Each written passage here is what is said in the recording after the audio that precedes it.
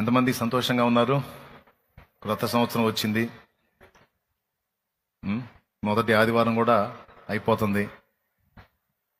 2025 start అయింది. శుక్రవారం అయిపోయింది, ఆదివారం కూడా అయిపోతుంది. వచ్చే శనివారం మొదటి ఆల్ నైట్ కూడా ఉంటుంది. గుర్తుందా మీకు? దేవునికి స్తోత్రం. వచ్చే శనివారం మొదటి ఆల్ నైట్. ప్రతి నెల 2వ శనివారం second Saturday all night prayer జరిగిస్తాం కాబట్టి అది కూడా వచ్చేస్తుంది. సంతోషంగా ఉన్న వాళ్ళు ఒకసారి పక్కన వాళ్ళకి వందనాలు చెప్పండి, చేతులు కలపండి, హ్యాపీ న్యూ ఇయర్ చెప్పండి, నూతన సంవత్సర శుభాకాంక్షలు, దేవుడు నిన్ను దీవించుగాక అని చెప్పండి. పక్కన వాళ్ళు పలకరించండి. ఎవరన్నా నిద్రమోహం వాళ్ళు ఉంటే లెగుస్తారు, అందుకని ఈ బాధలు అందుకు. కొంతమందికి కొంచెం అవకాశం దొరికినా సరే ఇక తలకాయ ఉంచారంటే ఇక లేపరు. మనం కూటం అయిపోయి ఆమె అన్నాక అప్పుడు లెగుస్తారు అనుకుంటా.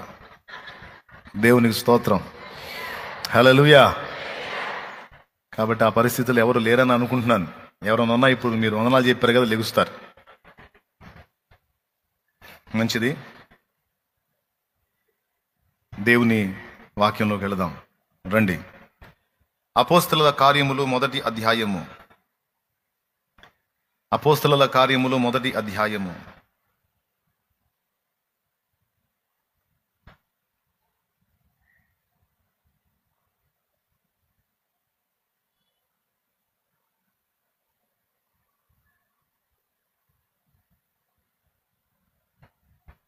ఐదవ వచనం, 4వ వచనం, 5వ వచనం వరుసగా చదువుతాను. నేనే చదువుతాను, జాగ్రత్తగా మీరు చిత్తగించండి.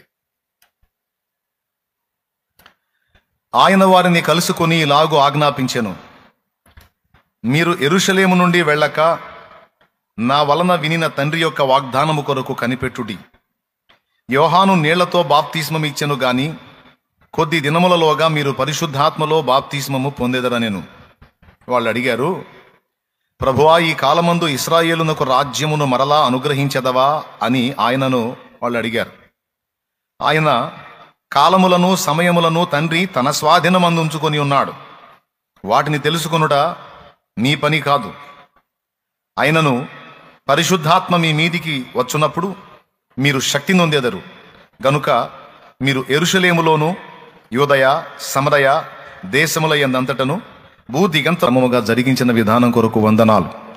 నీ బలహీన దాసుని, అయోగ్య దాసుని, అల్పదాసుని మరుగు చేయి, నీ రక్తముతో కడిగి శుద్ధీకరించి నీ కొరకు నా ప్రభువా ఉపయుక్తమైన పాత్రగా నీవే మలుచుకొని వాడుకో ప్రభువా.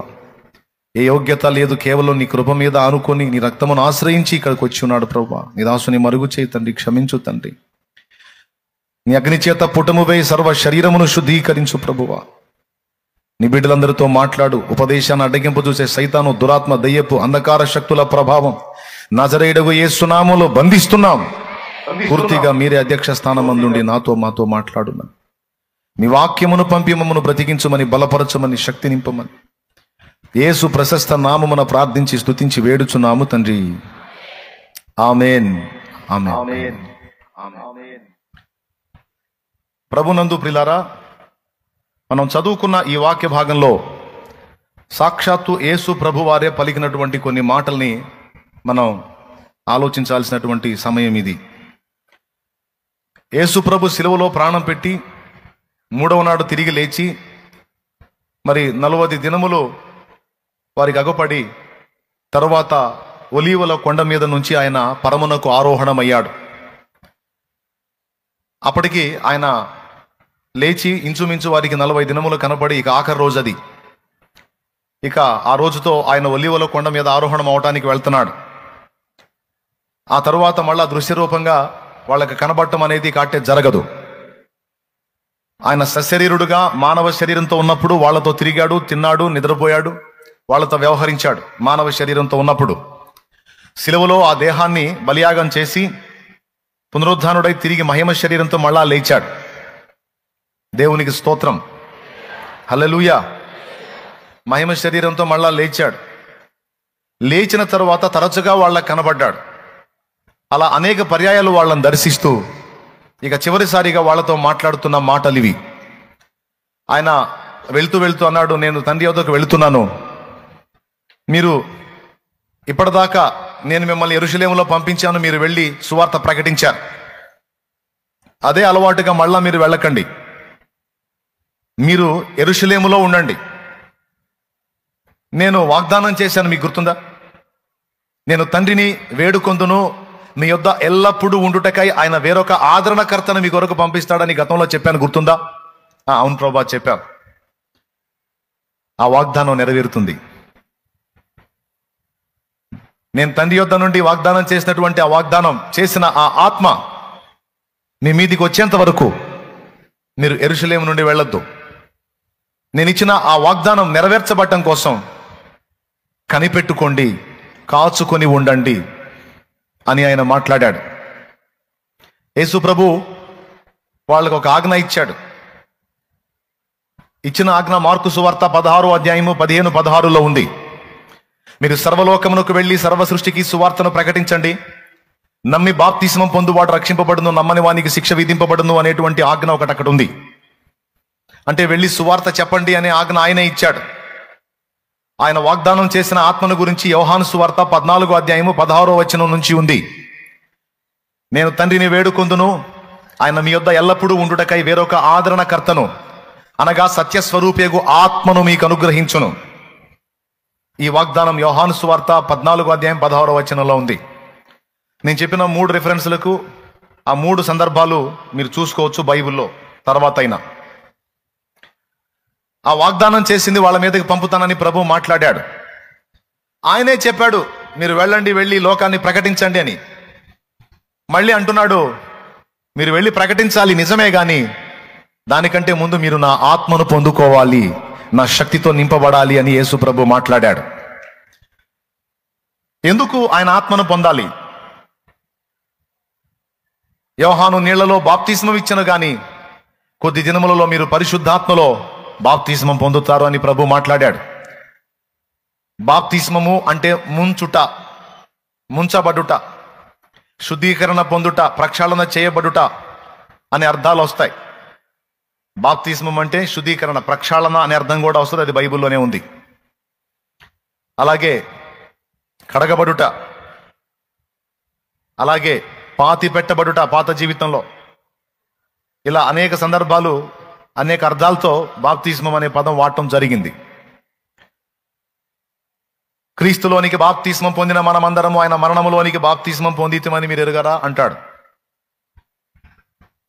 అలాగే బాప్తిస్మము అంటే ముంచుట.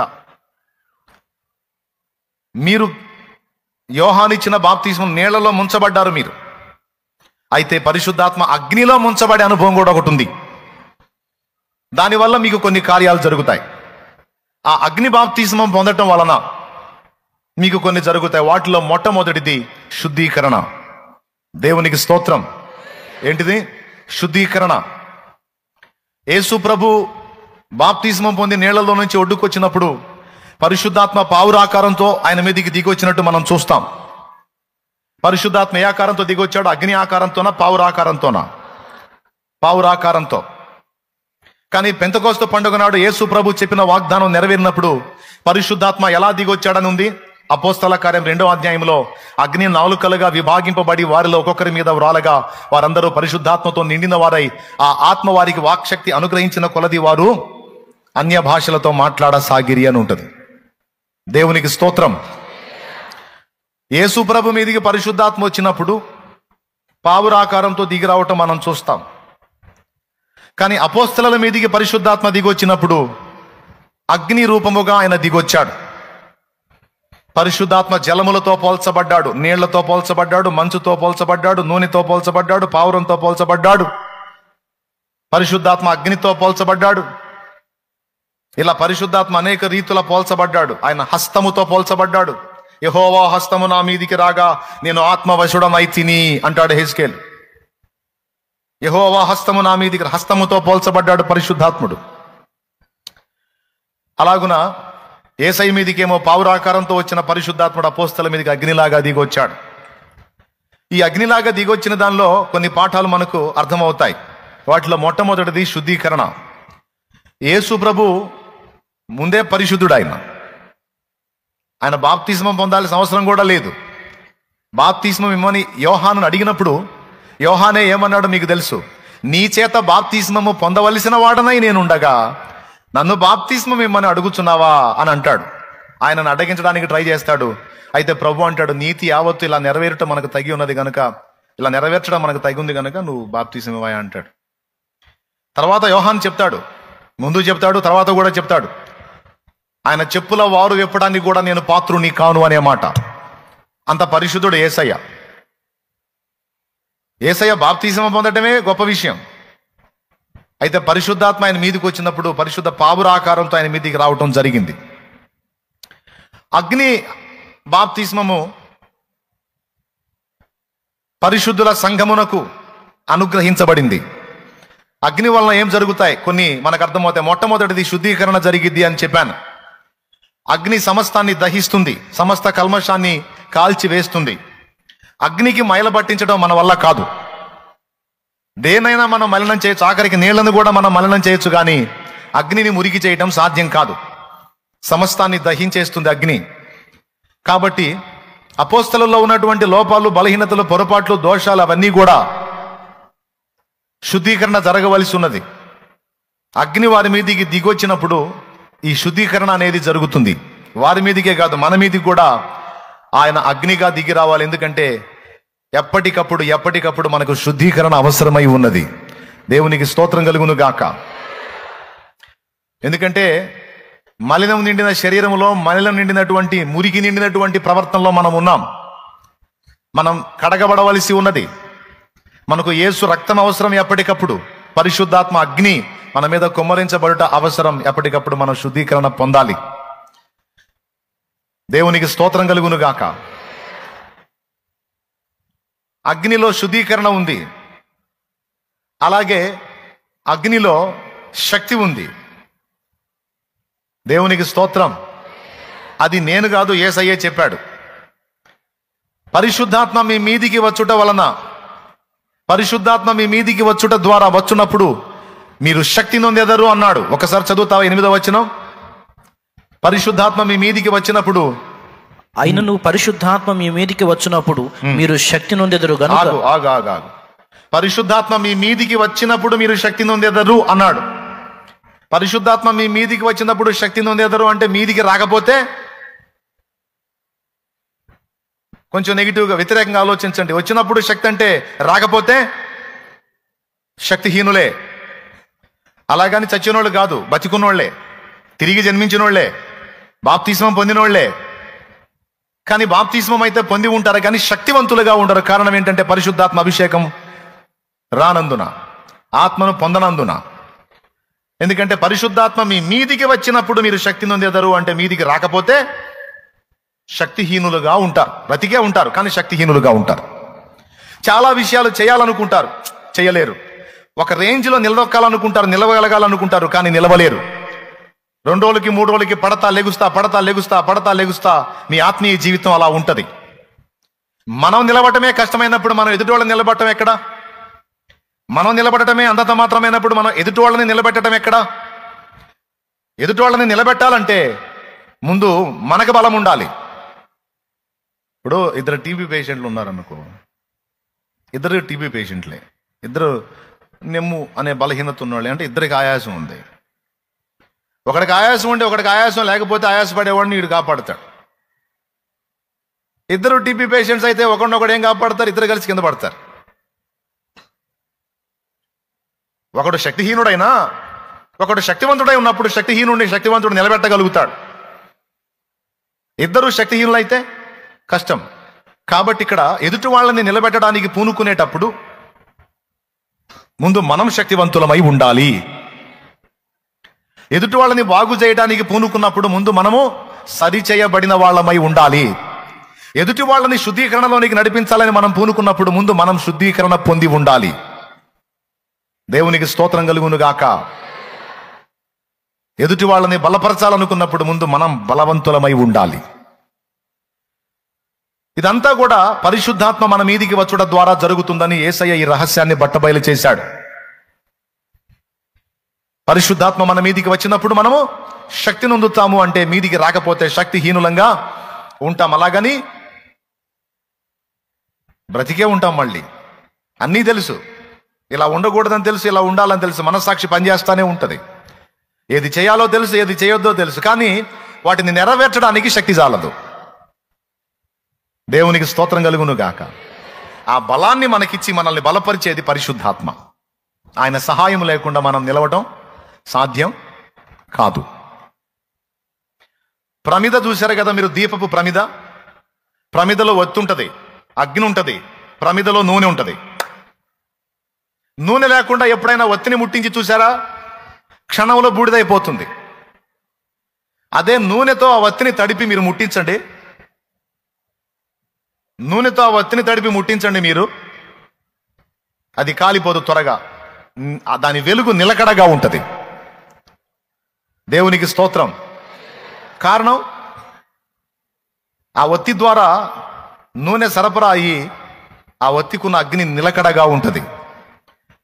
నూనె సరఫరా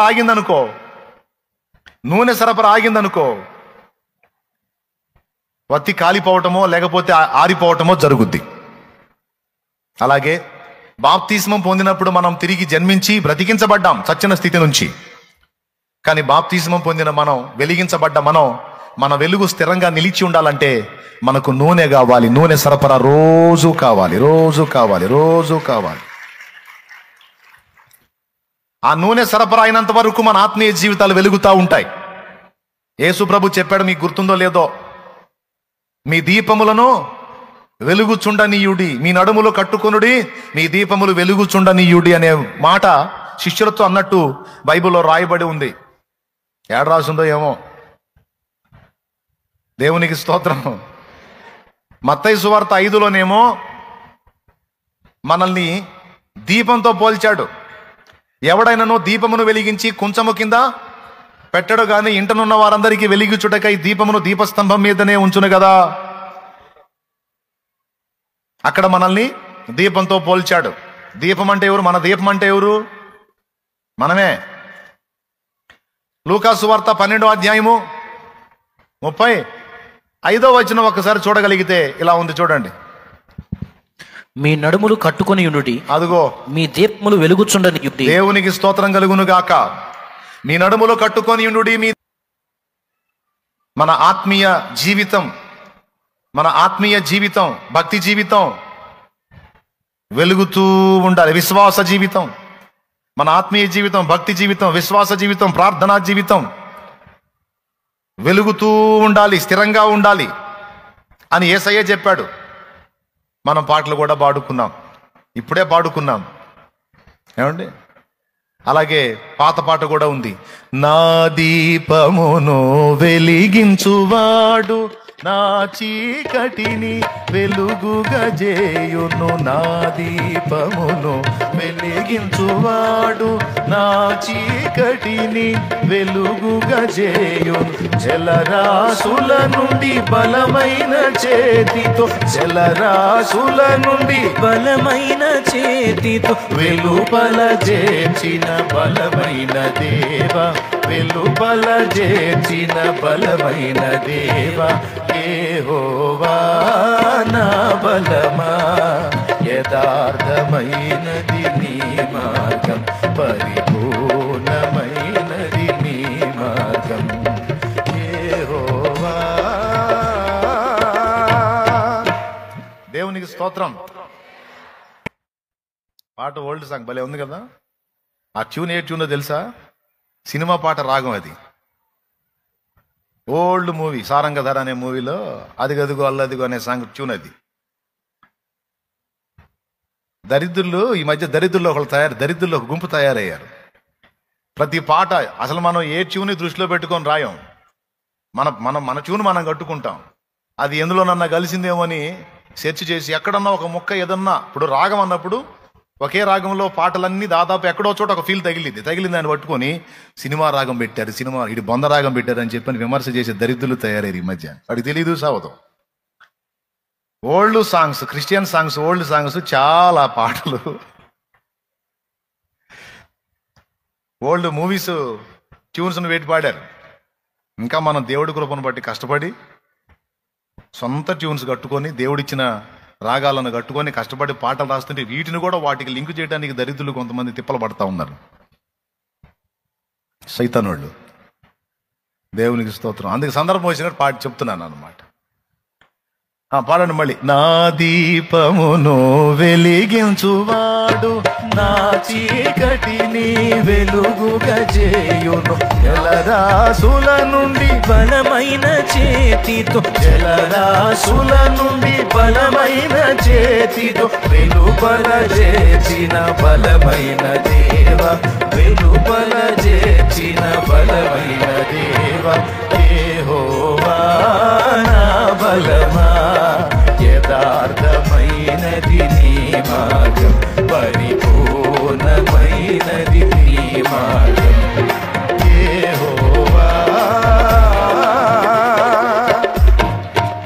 దేవునికి మహిమ. మనమే దీపము. దేవుడు మనల్ని వెలిగించాడు, మనల్ని దీపంతో పోల్చాడు. మత్తయి సువార్త 5వ అధ్యాయములో ఏమని పోల్చాడు మనల్ని? ఇంట నుండి వారందరికీ వెలిగిచ్చున్నట్లు దీపస్తంభం మీద ఉంచబడిన దీపంతో పోల్చాడు. లూకా 12లో ఏమన్నాడు? మీ నడుములు కట్టుకోండి, మీ దీపాలు. రైట్. ఇప్పుడు దీపం వెలగాలంటే ఏం కావాలయా?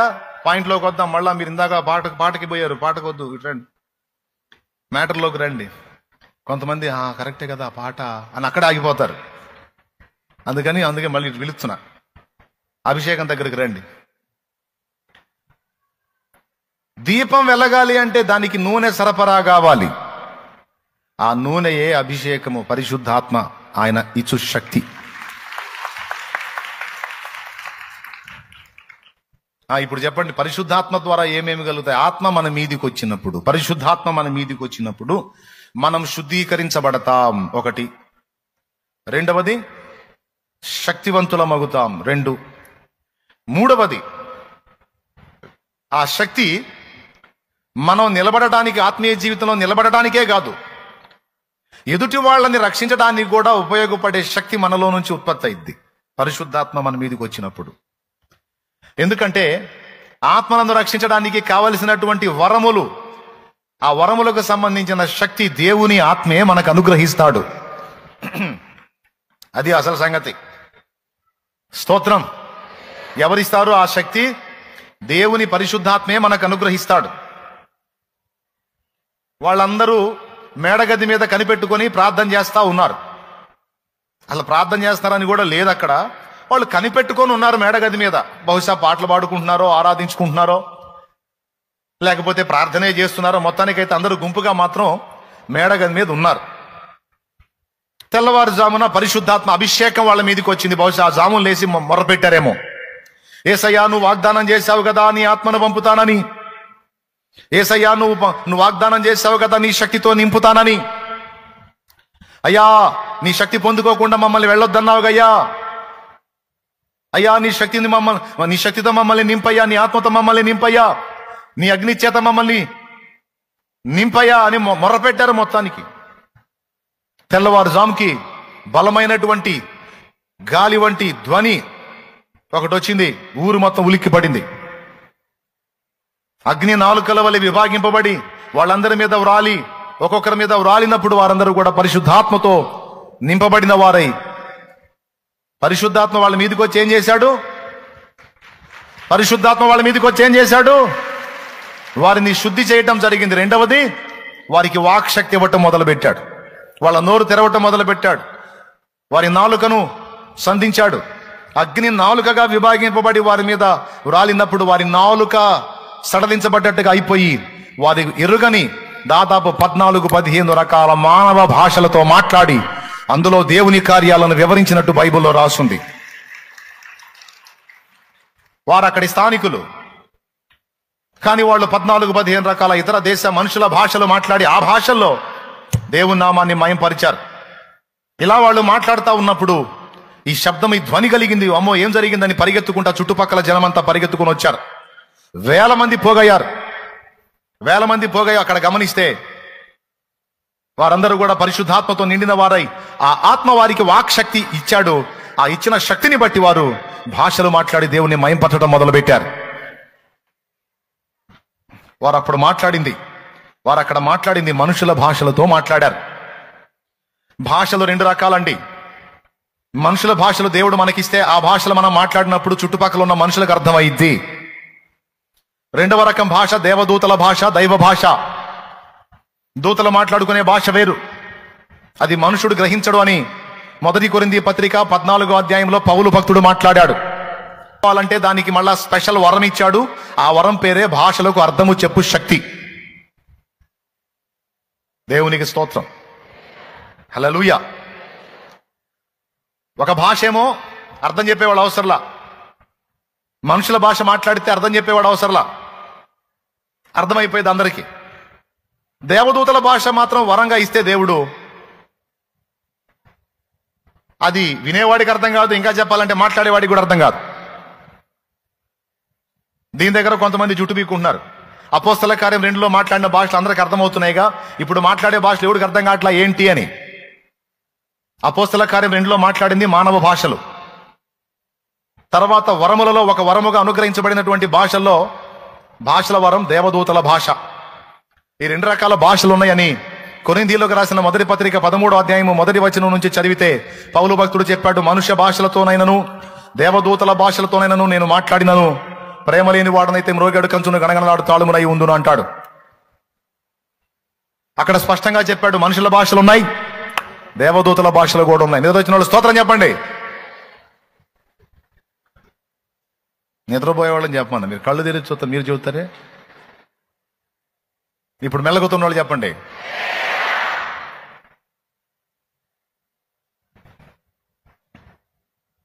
కొన్ని భాషలు అర్థమవుతాయి, కొన్ని భాషలు అర్థం కానంత మాత్రం ఎగతాళి చేయకూడదు. ఒకవేళ అవతలవాడు పలికేది నిజంగా దేవుని పరిశుద్ధాత్మ పలికించే భాష అయితే ఎగతాళి చేసినవాడు ముఖం పళ్ళు రాలిపోతాయి అన్నమాట. ఎందుకంటే తొందరపడి దైవ భాషను ఎగతాళి చేసిన వాడు ఆత్మకు విరోధంగా పాపం చేసినవాడు అవుతాడు. నీకు అర్థమైతే అర్థం చేసుకో, అర్థం కాకపోతే స్తోత్రం ప్రభువా అని ప్రార్థన చేసి వదిలేసి అంతవరకే. కానీ ఎగతాళి మాత్రం, హేళన మాత్రం, వ్యంగ్యపు మాటలు మాత్రం మాట్లాడకూడదు. వాక్శక్తి ఇచ్చాడు. పరిశుద్ధాత్మ మన మీదికి వచ్చినప్పుడు శక్తి విడుదలవుతుంది. ఆ శక్తి మనం నిలకడగా నిలవటానికి ఉపయోగపడుతుంది, మనలో భక్తి పెరుగుదలకు ఉపయోగపడుతుంది. అంతేకాదు మనలో వరములు పని చేయడానికి కూడా పరిశుద్ధాత్మ శక్తి ఉపయోగపడిద్ది. ఇది చాలా కీలకమైన విషయం. మీరు గుర్తుపెట్టుకొని ప్రార్థించి దేవుని ఆత్మను పొందుకుంటే ధన్యులు. మీరు నిలకడగా ఉంటారు, ఇతరులను కూడా బలపరచగలుగుతారు, ఇతరులను కూడా నిలబెట్టగలుగుతారు. దానికోసం అపోస్తలులు చేసిన పని మనం చేయాలి.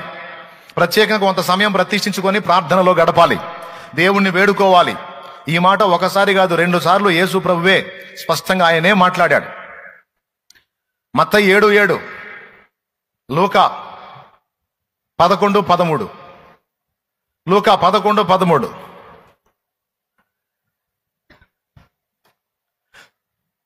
పరలోకమందున్న మీ తండ్రి తన్ను అడుగువారికి పరిశుద్ధాత్మను ఎంతో నిశ్చయముగా అనుగ్రహించును. అడుగువారికి అనుగ్రహించును అంటే అడగని వాళ్ళకి పెద్దగా చెప్పాలి. నోరు తెరిచి చెప్పండి, నీరసం వస్తుంది. అడుగువారికి అనుగ్రహించును అంటే అడగని వాళ్ళకి. మీరు చెప్పండి, అడిగిన వాళ్ళకి ఇస్తాడంటే అడగని వాళ్ళకి పెద్దగా. అది గుర్తుపెట్టుకోవాలి. అసలు ఈ పాయింటే వదిలేశారు చాలా మంది భక్తులైతే. ఈ పాయింట్ని హైలైట్ చేసి సాంగ్స్ కూడా రాశారు. పరిశుద్ధాత్మను గోరుము జీవమాయేసు ప్రభుని పేరట వేడుము, జీవమాయేసు ప్రభుని పేరట వేడుము. పరిశుద్ధాత్మను గోరుము జీవమాయేసు ప్రభుని పేరు, జీవమాయేసు ప్రభుని పేరట వేడుము. నరులందరి మీద నాయాత్మను తూనని పరలోకపు తండ్రి పలికే వేదము నందు. పరిశుద్ధాత్మను గోరుము జీవమాయేసు ప్రభుని పేరట వేడుము, జీవమాయేసు ప్రభుని పేరట వేడుము. దేవునికి మహిమ. ఏమడగమంటున్నాడు? కొంతమంది అంటారు బాప్తీసం పొందినప్పుడే పరిశుద్ధాత్మ వచ్చేసాడుగా, మళ్ళీ ఇంకా పరిశుద్ధాత్మను పొందేది ఏంది? మళ్ళా పరిశుద్ధాత్మను పొందేది ఏంది? పేతురు భక్తుడు ఏం చెప్పాడు? అపోస్తల కార్యం 2:38 మీలో ప్రతివాడును మారు మనసు పొంది ప్రభువైన యేసుక్రీస్తు నామమున బాప్తిస్మం పొందుడి, అప్పుడు పరిశుద్ధాత్మను వరము మీకు అనుగ్రహింపబడును అన్నాడు కదా. అంతే, బాప్తిస్మం పొందినప్పుడే వరం వచ్చేసింది. ఇంకేంటి మళ్ళీ స్పెషల్గా ప్రార్థన చేసి పొందమంటున్నానంటే? అయ్యా, పరిశుద్ధాత్మ బాప్తిస్మం పొందినప్పుడు వ్యక్తిగా మనలోనికి ప్రవేశించటం అనేది ఉంది. అలాగే పరిశుద్ధాత్మ శక్తి ఎప్పటికప్పుడు మన మీదకి పంపబడేది కూడా ఉంది. దేవునికి స్తోత్రం కలుగునుగాక. అసలు ఒక వ్యక్తి మారు మనసు పొంది బాప్తిస్మం పొందడం దాకా వచ్చాడంటేనే పరిశుద్ధాత్మ నడిపింపులో ఉంటేనే కానీ ఆడ దాకా రాడంట. నిజమే మరి. అది దురాత్మ నడిపించిద్దా బాప్తిస్మానికి? ఒక్కసారి మీరు ఆలోచించండి. ఏ దురాత్మ అయినా మనిషిని బార్ షాపుకు నడిపించిద్దా, బాప్తిస్మాన్ని నడిపించిద్దా? మరి బార్ షాపుకు పోకుండా వాడు బాప్తిస్మానికి వచ్చాడంటే ఏ ఆత్మ చేత నడిపించబడ్డాడు? దురాత్మ వదిలిపోయింది. ఈరోజు మీరందరూ ఇక్కడికి నడిపించబడ్డారు, ఇక్కడికి వచ్చారు మీరు. వాస్తవంగా ఈరోజు ఎగ్గొడదాం అనుకున్నారు మీలో చాలా మంది. పోయిన వారం అంతా ప్రార్థనలు అయినాయి కదా, ఈ ఒక్క ఆదివారం ఎగ్గొడదాంలే, కుదరట్లేదులే, ఈసారి వారం పోదాం అనుకున్నారు మీలో కొంతమంది. అబద్ధాలు ఆడకుండా నిజమే అన్నోళ్ళు చేతులు ఎత్తండి. అది కదిలించండి చేతులు. ఇంతమంది ఈరోజు జంప్ అవుదాం అనుకున్నారు. మరి ఎలాగొచ్చారు? మీరు అనుకున్న ఆలోచనలనే తారుమారు అయిపోయినాయి. పరిశుద్ధాత్మ బలవంతో పెట్టాడు. నోరు మోసుకు అది లేదు ఇది లేదు, చర్చికి బా, ఆదివారం ఎగ్గొట్టి ఆడ తిరుగుతావు పనికి మాలోడప్పా అని ఈడ్చుకొచ్చాడు, తీసుకొచ్చాడు, పడేశాడు. పరిశుద్ధాత్మ నడిపింపు పొందావు కాబట్టి ఎడదాకా వచ్చావు, లేకపోతే సర్దుకునేవాడు. దేవునికి స్తోత్రం కలుగును గాక. బాప్తిస్మం దాకా ఒకడు నడిచాడు అంటేనే అతడు పరిశుద్ధాత్మ నడిపింపులో ఉన్నాడు. బాప్తిస్మం దాకా నువ్వు వచ్చావు, లోబడ్డావు అంటే ఆయనకు విధేయత చూపావు. దేవుడా, నువ్వు చెప్పినట్టు నడుచుకుంటానికి ఇష్టపడుతున్నాను, ఇదిగో నువ్వు రమ్మన్నావు కదా, నీళ్ళ దగ్గరకు వచ్చాను అన్నప్పుడు విధేయత. రైట్. ఇప్పుడు ఏం చేస్తాడు మరి? డైరెక్ట్గా ఇంట్లోకి రాడు, మన ఇంట్లోకి, మన ఒంట్లోకి. నేను చెప్పినట్టు వింటున్నావుగా? వింటాను ప్రభా, వింటాను కూడా. సరే పా, ముందు నీకు శుద్ధీకరణ జరగాలిపా, ముందు నిన్ను గడగాలపా, పుట్టింది మొదలుకొని ఇప్పుడు దాకా చేసిన కర్మలన్నీ వదిలిపెట్టాలిపా అని తీసుకెళ్ళి నీళ్ళ దగ్గర తీసుకొచ్చి బాప్తిస్మము ద్వారా శుద్ధీకరణ జరిగిస్తాడు. దేవునికి స్తోత్రం. అర్థమైందా? అంటే ఏంటో తెలుసా? ఇంట్లోకి జాయిన్ అయ్యేటప్పుడు ఇల్లు కడుక్కున్నట్టు అనమాట. ఎంతమందికి అర్థమైందేమో? ఇప్పుడు ఒక కొత్త ఇంట్లోకి జాయిన్ అవుతున్నాం అనుకో, ఎట్ట పడితే అట్ట ఉన్న ఇంట్లోకి అలాగ వచ్చేస్తామా? అన్నీ శుభ్రం చేసుకోవాలి. కొంతమంది అయితే బాత్రూమ్ 2 సార్లు క్లీన్ చేసుకుంటారు. ఆ ముందున్న వాళ్ళు ఎట్లా చేసిపోయారేమో దరిద్రులని.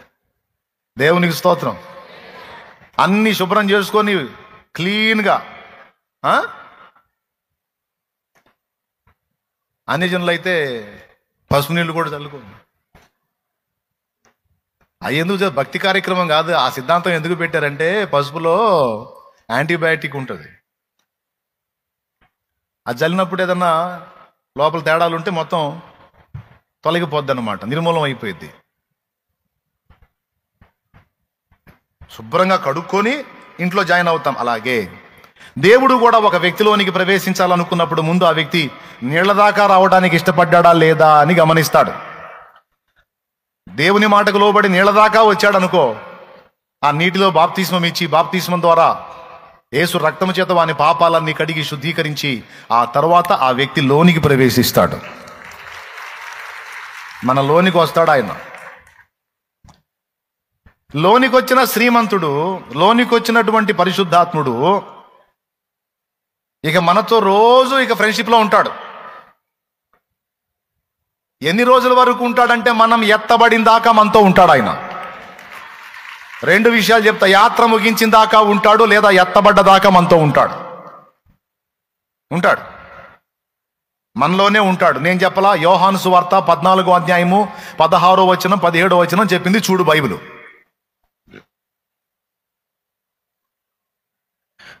నేను తండ్రిని వేడుకొందును, ఆ. మీ యొద్ద ఎల్లప్పుడూ నుండుటకై ఆయన వేరొక ఆదరణకర్తను అనగా సత్యస్వరూపియగు ఆత్మను మీకు అనుగ్రహించును. లోకము ఆయనను చూడదు, ఆయనను ఎరుగదు గనుక ఆయనను పొందనేరదు.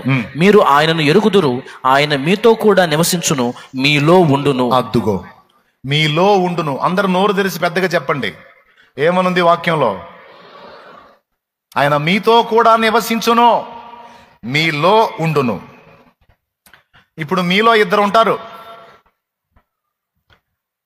మానవాత్మ ఉన్నాడు, దైవాత్మ కూడా ఉన్నాడు. ఇప్పుడు ఆయన మీతో కూడా నివసించును. నీ దేహము అనే ఇల్లు, నీ దేహము అనే ఈ ఇంట్లో ఇప్పుడు ఇద్దరు నివాసం. అంతకుముందు ఒకడే నివాసం, మన మానవాత్మ. ఏదన్నా మనం ఛాన్స్ ఇస్తే దురాత్మ. మన గతకాలపు జీవిత అనుభవంలో మారు మనసు పొంది బాప్తిస్మం పొంది దేవుని మాటకి విధేయత చూపిన తర్వాత ఆ దురాత్మ వెళ్ళిపోయింది. ఇప్పుడు దేవుని ఆత్మ వచ్చాడు లోపలికి. ఇప్పుడు మనం సింగిల్గా లేము, అది వాస్తవం. మారు మనసు పొంది బాప్తిస్మం పొందినటువంటి మనుషులందరూ కూడా సింగిల్ పర్సన్ కాదు. వారిలో మరొక వ్యక్తి ఉన్నాడు, ఆయన పరిశుద్ధాత్మ దేవుడు. అర్థమైతే కొట్టు. అది ఆయన మీతో కూడా నివసించును అని మళ్ళీ అడ్రస్ చెప్తున్నాడు. మీతో కూడా నివసించును అంటే మీ ఇంట్లోనా మీ ఒంట్లోనా అంటే అడ్రస్ చెప్తున్నాడు. మీలో ఉంటాడు అనేది స్పష్టత ఇస్తున్నాడు. బాగా వినండి. ఇక ఆయనలో మనం, మనలో ఆయన. ఇప్పుడు పండి. నాలో నీవు, నీలో నేను ఉండాలని. ఇప్పుడు మారాల పాట. ఉన్నామని. అది ఉన్నాడా మనలో? బాప్తిస్మం పొందిన వాళ్ళు చేతులు ఎత్తండి. మీ అందరి దేహము అనే ఇంట్లోనికి దేవుని ఆత్మ మీరు బాప్తిస్మం పొందినప్పుడే ప్రవేశించాడు.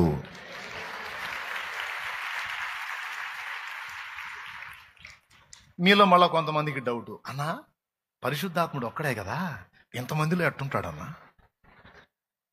ఇట్లాంటి డౌట్లు వస్తుంటాయి. రావాలి, తప్పులేదు, న్యాయమైన డౌట్లు. ఇట్లాంటి రావచ్చు. లేక మరి పనికిమాలిన డౌట్లు ఏవాకండి. అంటే కోడిగుడ్డు మీద ఈగలు బీకినట్టు కొంతమంది డౌట్లు వేస్తుంటారు. అట్లా కాదులే కానీ ఇట్లాంటివి రావచ్చు. పరిశుద్ధాత్ముడు ఒక్కడే ఇంతమందిలో ఎలా ఉండగలుగుతాడు అంటే పరిశుద్ధాత్మకు ఆ దేవునికి ఆ సౌకర్యం ఉంది.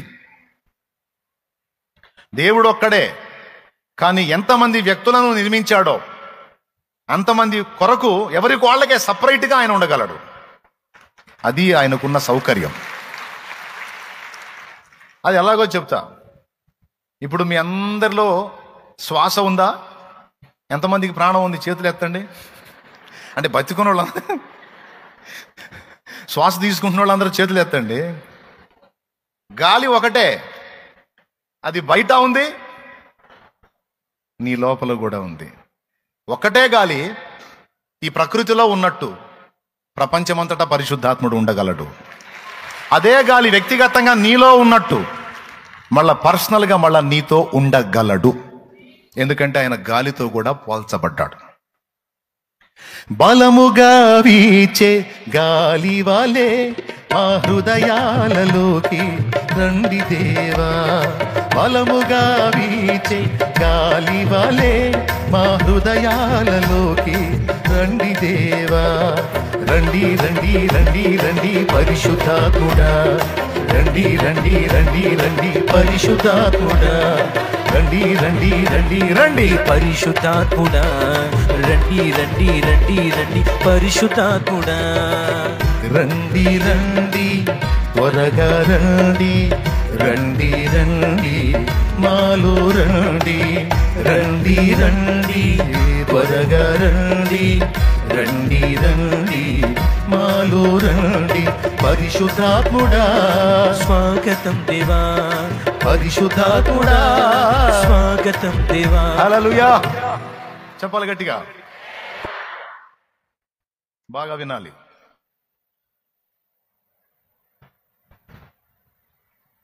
పరిశుద్ధాత్ముడు ఈ గాలి ప్రపంచమంతటా ఆవరించి ఉన్నట్లు ప్రపంచమంతటా ఉండగలడు సర్వాంతర్యామి తత్వంతో. అలా నీ గాలి నీ ఒంట్లో సింగిల్గా నీకు మాత్రమే ఉన్నట్టు మళ్ళా దేవుడు నీకు మాత్రమే దేవుడుగా ఉండగలడు. ఆ సౌకర్యం ఆయనకుంది. ఇక ఎనీ టైం నీతోనే ఉంటాడు ఆయన. మళ్ళీ పక్కింటాం పిలుస్తుంది, జస్ట్ ఒక 5 నిమిషాలు ఇల్లు వస్తానని పాడు. అసలు ఆ డౌటే వద్దు నీకు. పొద్దుస్తమానం నీతో ఉంటే బోరు కొడుతుంది నాకు, నేను ఇంకొక ఆయన దగ్గర ఉండి వస్తాను, లేకపోతే ఇంకొక ఆయన దగ్గర ఉండి వస్తానని పాడు. ఎవరు పరిశుద్ధాత్ముడు వాళ్ళకే. అందుకే దావీదు అన్నాడు, దేవా నా దేవుడవు నీవన్నాడు. ఏమయ్యా, ఆయన నీ దేవుడైతే మరి మా గతి ఏంది? నీ సొంతం అన్నట్టు మాట్లాడుతున్నావు. ఈ కర్చీప్ నాది అంటే అర్థమైంది, మీది ఎవరిది కాదు అని.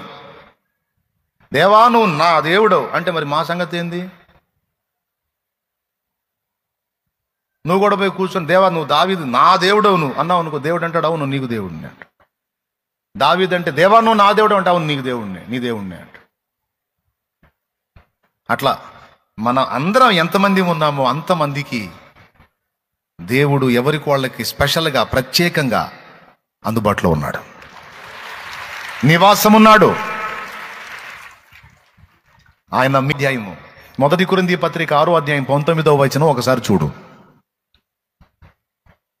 నీ దేహము దేవుని వలన నీకు అనుగ్రహింపబడి నీలోనున్న పరిశుద్ధాత్మకు ఆలయమై ఉన్నదని మీరు ఎరుగరా? మీరు మీ సొత్తు కాదు, మీరు మీ సొత్తు కారు, విలువ పెట్టి కొనబడిన వారు. గనుక మీ దేహముతో దేవుని మహిమపరచుడి. చూడండి, మీ దేహము అని విడగొట్టాడు సింగిల్ గా. దేహము నీ దేహమే, నీ దేహమే, నా దేహమే.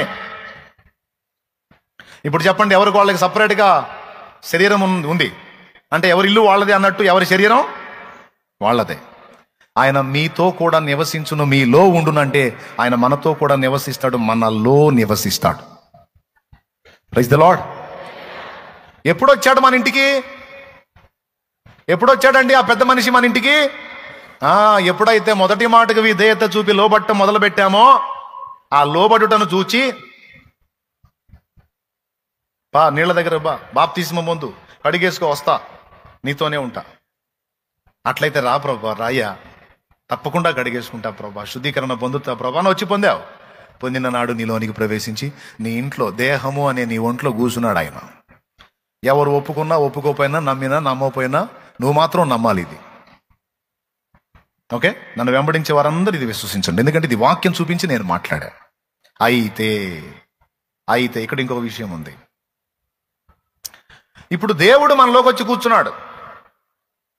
ఇప్పుడు మనం ఇక కలిసి ప్రతిరోజు జీవితాన్ని గడపాలి. ఇది ఎలాంటిదంటే, సమృద్ధి కలిగినటువంటి ఒక అతిథి మన ఇంట్లోకి వచ్చి మనతోనే ఉండటం మొదలుపెట్టాడు. ఆయన దగ్గర సమృద్ధి, ఏది కావాలంటే అది ఉంది ఆయన దగ్గర. అలాంటి వ్యక్తి ఇప్పుడు రెగ్యులర్గా మనతోనే కాపురం ఉండటానికి వచ్చాడు. ఎంతమందికి అర్థమవుతుంది నేను చెప్పేది? రైట్.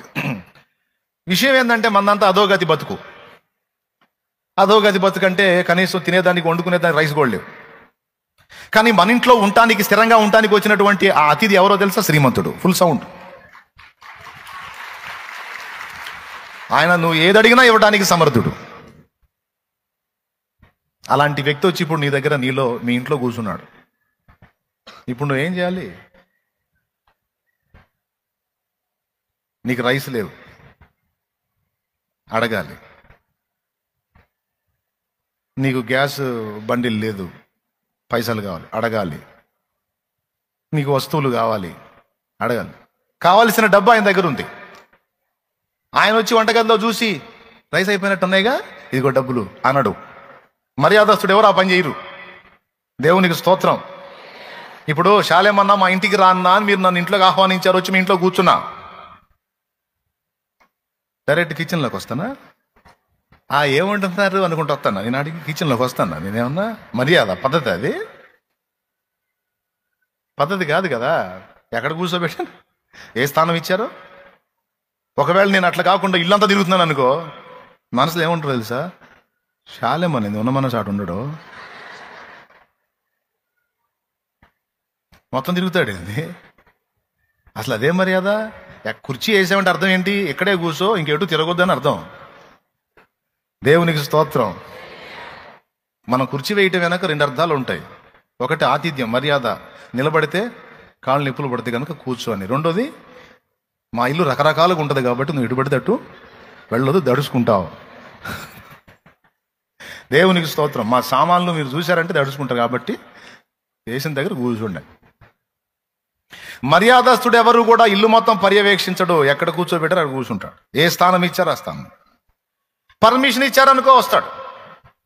రెండనే కొంతమంది ఏం చేస్తారు, రెండనయ్య మా కిచెన్ చూడండి, మా ఆ రూమ్ చూడండి, ఈ రూమ్ చూడండి, బాత్రూంలో కూడా పోయిరా అన్నయ్య,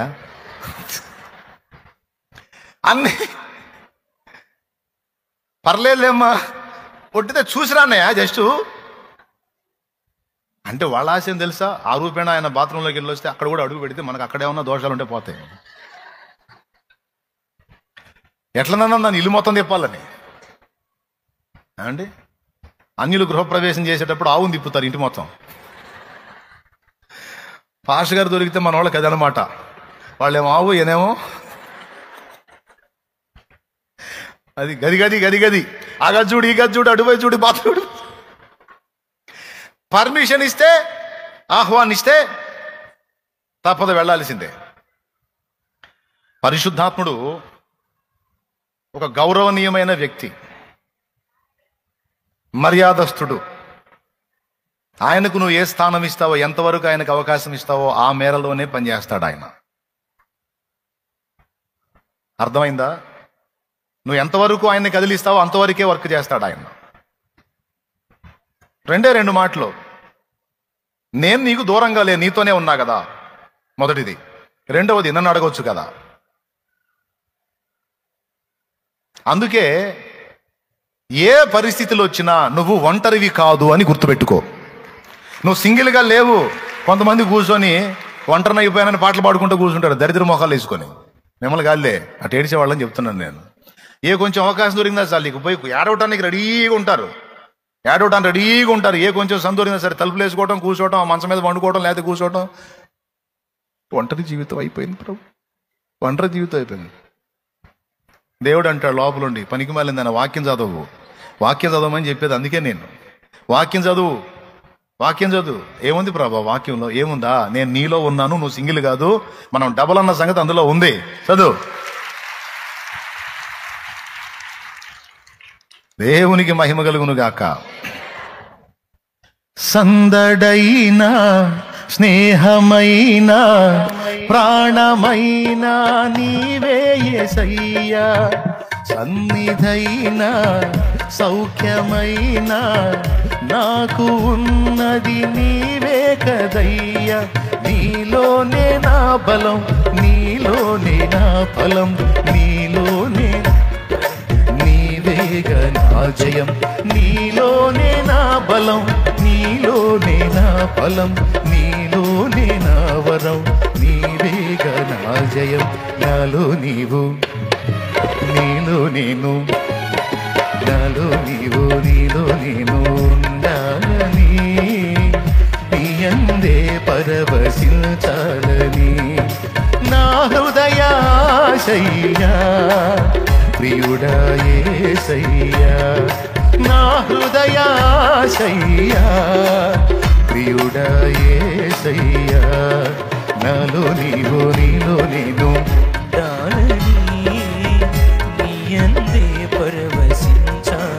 హల్లెలూయా. దేవునికి మహిమ. ఇప్పుడు చెప్తానండి, పరిశుద్ధాత్ముడు మనలోనికి వచ్చి కూర్చున్నాడు. ఇప్పుడు మనకు కావలసిన సమస్తము కూడా ఆయనను రిక్వెస్ట్ చేస్తే, దేవుని అడిగితే, తండ్రిని అడిగితే,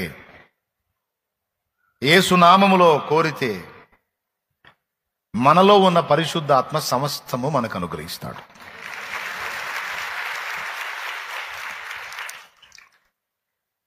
ప్రభు నామంలో మనం అడగాలి తండ్రిని. అర్థమైందా? ప్రభు నామంలో తండ్రిని అడగాలి, ప్రభు నామంలో పరిశుద్ధాత్మను అడగాలి.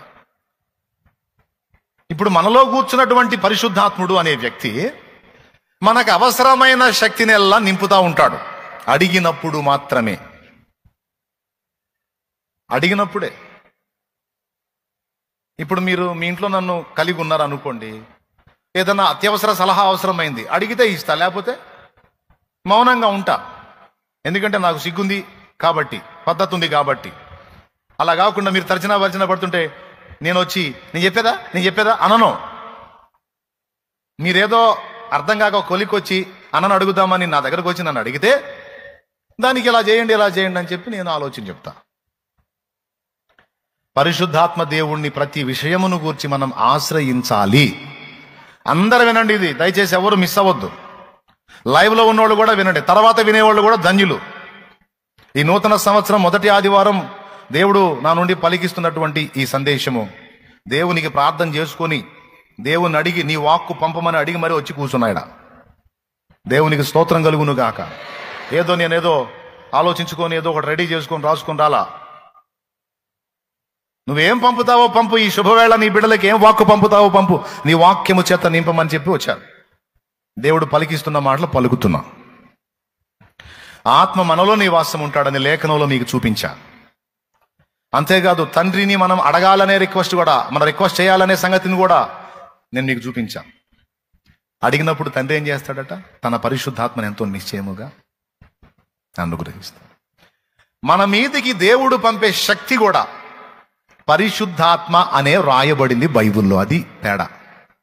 పరిశుద్ధాత్మ అనే వ్యక్తి వచ్చి మనలో కూర్చున్నాడు కదా. ఇప్పుడు మనం తండ్రిని అడిగినప్పుడు మనలో ఉన్న ఈ వ్యక్తే సమస్తమును మనకు నెరవేరుస్తాడు. అయితే ప్రతిదీ కూడా మనం అర్జీ పెట్టుకోవాలి. ఉన్నాళ్లే బాప్తీసం పొందినప్పుడు వచ్చాడుగా ఆయనే చూసుకుంటాడంటే కుదరదు. ఆయనే చూసుకుంటాడని నేను బజార్లో మీద తిరుగుతా అంటే కుదరదు. ఆయనే చూసుకుంటాడని నేను ప్రార్థన చేయాలంటే కుదరదు. ఆయనే చూసుకుంటా అంటే ఆ లోపల ఉన్న ఆయన చెబుతుంటాడు. లోపల ఉన్నాడే పాపం, ఆయన చాలా గొప్పోడు, ప్రార్థన చేయరా డబ్బాయి లేరా, ప్రార్థన చేయరా. నేను చేసేది ఏముంది, లోపల ఉన్నావుగా, లోపల ఉన్నాడు ఆయన చూసుకోరే, నేనేరా చెబుతుంది. అరవగాక లోపల ఉన్నాళ్ళు ఆయన చూసుకుంటారే, నేనే చెబుతుంది. అమ్మా ప్రార్థన చేయరా తల్లి, ఎందుకురా మల్లగులాలు పడతావు, వెళ్ళరా మోకాళ్ళు లేరా, తండ్రిని అడుగురా, పర్మిషన్ దొరికిద్ది, కార్యాలు జరుగుతాయి, నేను చేస్తాను, అక్కడ నువ్వు అర్జీ పెట్టుకో. ప్రార్థన చేయమని రేపేది ఆయనే, పరిశుద్ధాత్మే. చాలా మంది దాన్ని గొంతు నొక్కి ఆ ప్రార్థన చేయాలన్న ప్రేరణ గొంతు నొక్కుతారు. ఆ ప్రేరణ పుట్టించేది ఆయన.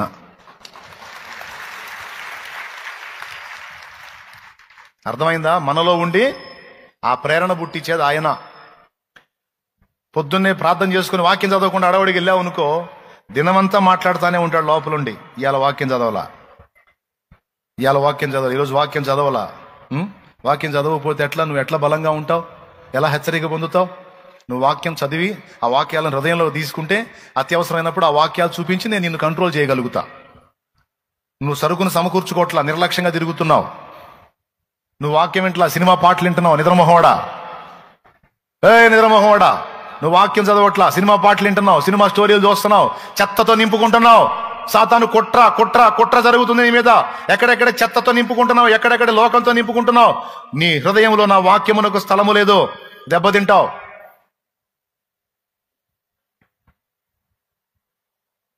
ఆ చెత్త పక్కన పడేయ్, నా వాక్కుతో నింపు అని లోపల మాట్లాడుతుంటాడు.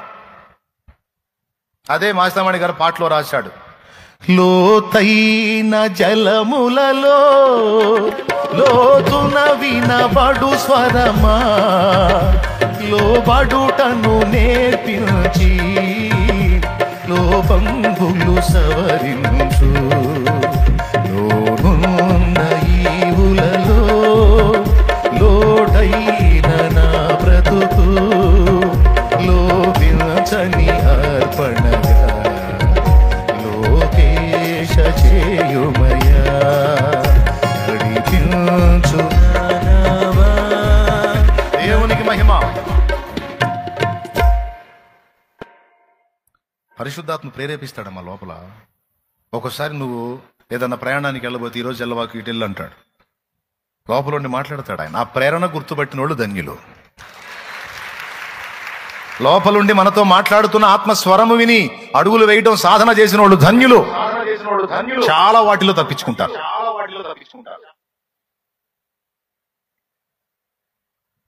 అడగండి, శక్తిని ఇవ్వని అడగండి అంటాడు లోపలుండి. ఇప్పుడు ఆశ్చర్యం చెప్పనా, మీరు లోపలుండి చెవితి ఎంటలేదని ఇప్పుడు బయటకు వచ్చి నాలోకి వచ్చి మీతో మాట్లాడుతున్నాడు.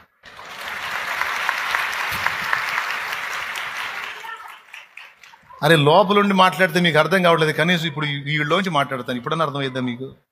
నేను చెప్పింది చేయండి అరా నాయన అంటాడు ఆయన. సమస్త సమస్యలకు పరిష్కారం నీవు పొందుతావు నీవు దేవుని ఆశ్రయించిన ఎడల. ఆయన అడుగు, ఆయన అడుగు, ఆయన అడుగు, ఆయన అడుగు. ఏమడగాలి?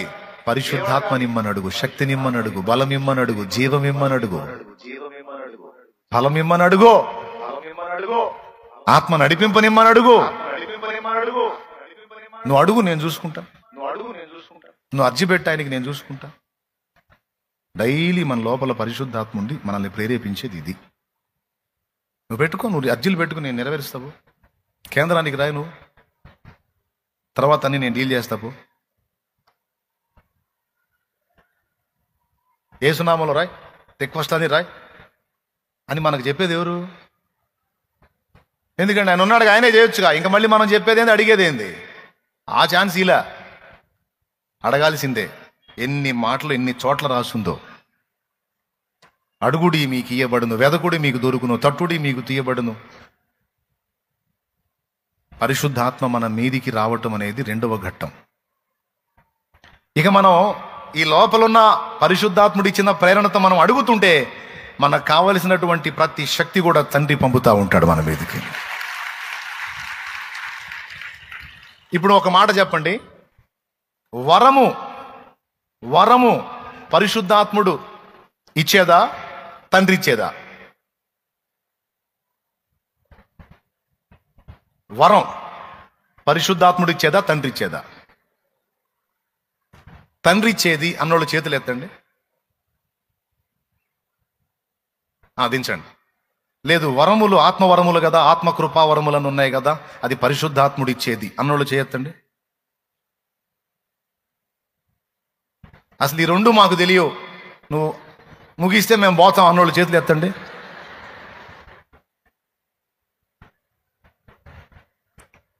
మరి లేకపోతే ముందు దానికి చేయత్తరు, రెండో దానికి చేయత్తరు. ఏం మనుషులు మీరు అసలు? అంటే మాకేం తెలియదు, ఎట్నో చావానే? అర్థం కావట్లేదా నేను చెప్పేది? వరము పరిశుద్ధాత్ముడు ఇచ్చేదా, తండ్రి ఇచ్చేదా? మీకు చూపిస్తా. తండ్రి ఇచ్చేదన్నోళ్ళు చేతులు ఎత్తండి. తండ్రి ఇచ్చేదన్నోళ్ళు, తండ్రి ఇచ్చేదన్నోళ్ళు. తండ్రి ఇచ్చేది కదా కదా సరే. ఇప్పుడు 1 కొరింథీ పత్రిక 12వ అధ్యాయం చూద్దాం. చూడండి అసలు అక్కడ ఏముందో.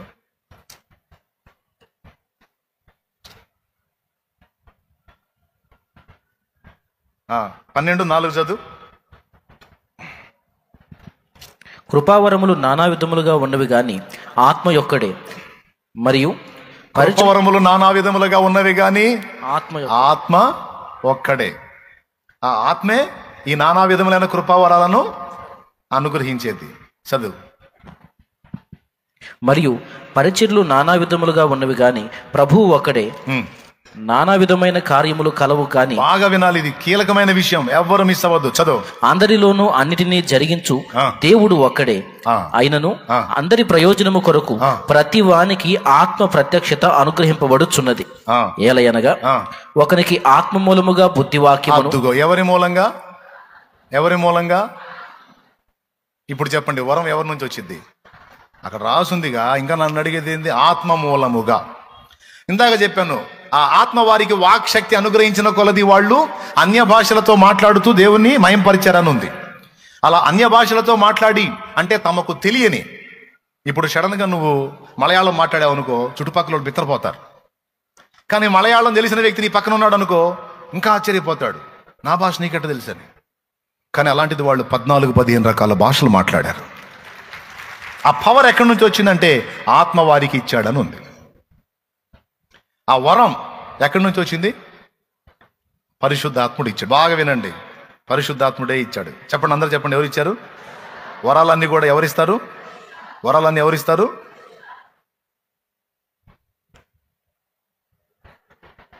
ఇప్పుడు యాకోబు పత్రిక తీయండి. యాకోబు పత్రిక మొదటి అధ్యాయము 17వ వచనం చదువు. శ్రేష్టమైన ప్రతి ఇవియు సంపూర్ణమైన ప్రతి వరమును పరసంబంధమైనదై జ్యోతిర్మయుడకు తండ్రి యొద్ద నుండి వచ్చును. దేవునికి స్తోత్రం కలుగును గాక.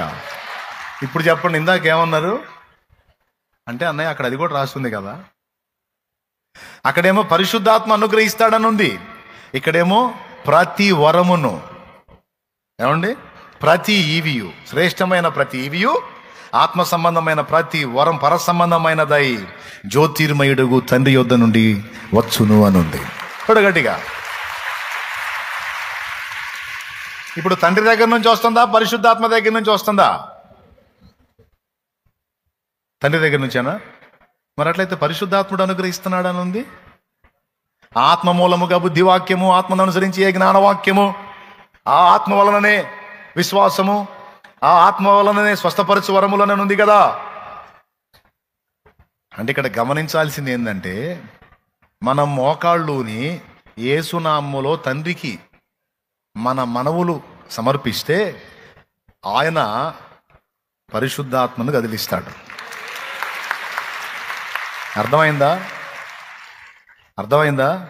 ఆయన పరిశుద్ధాత్మకు అవకాశం ఇస్తాడు. మనకన్నీ లభించినట్లు ఆయన పరిశుద్ధాత్మతో మాట్లాడుతాడు. పర్మిషన్ గ్రాంటెడ్ అంటాడు.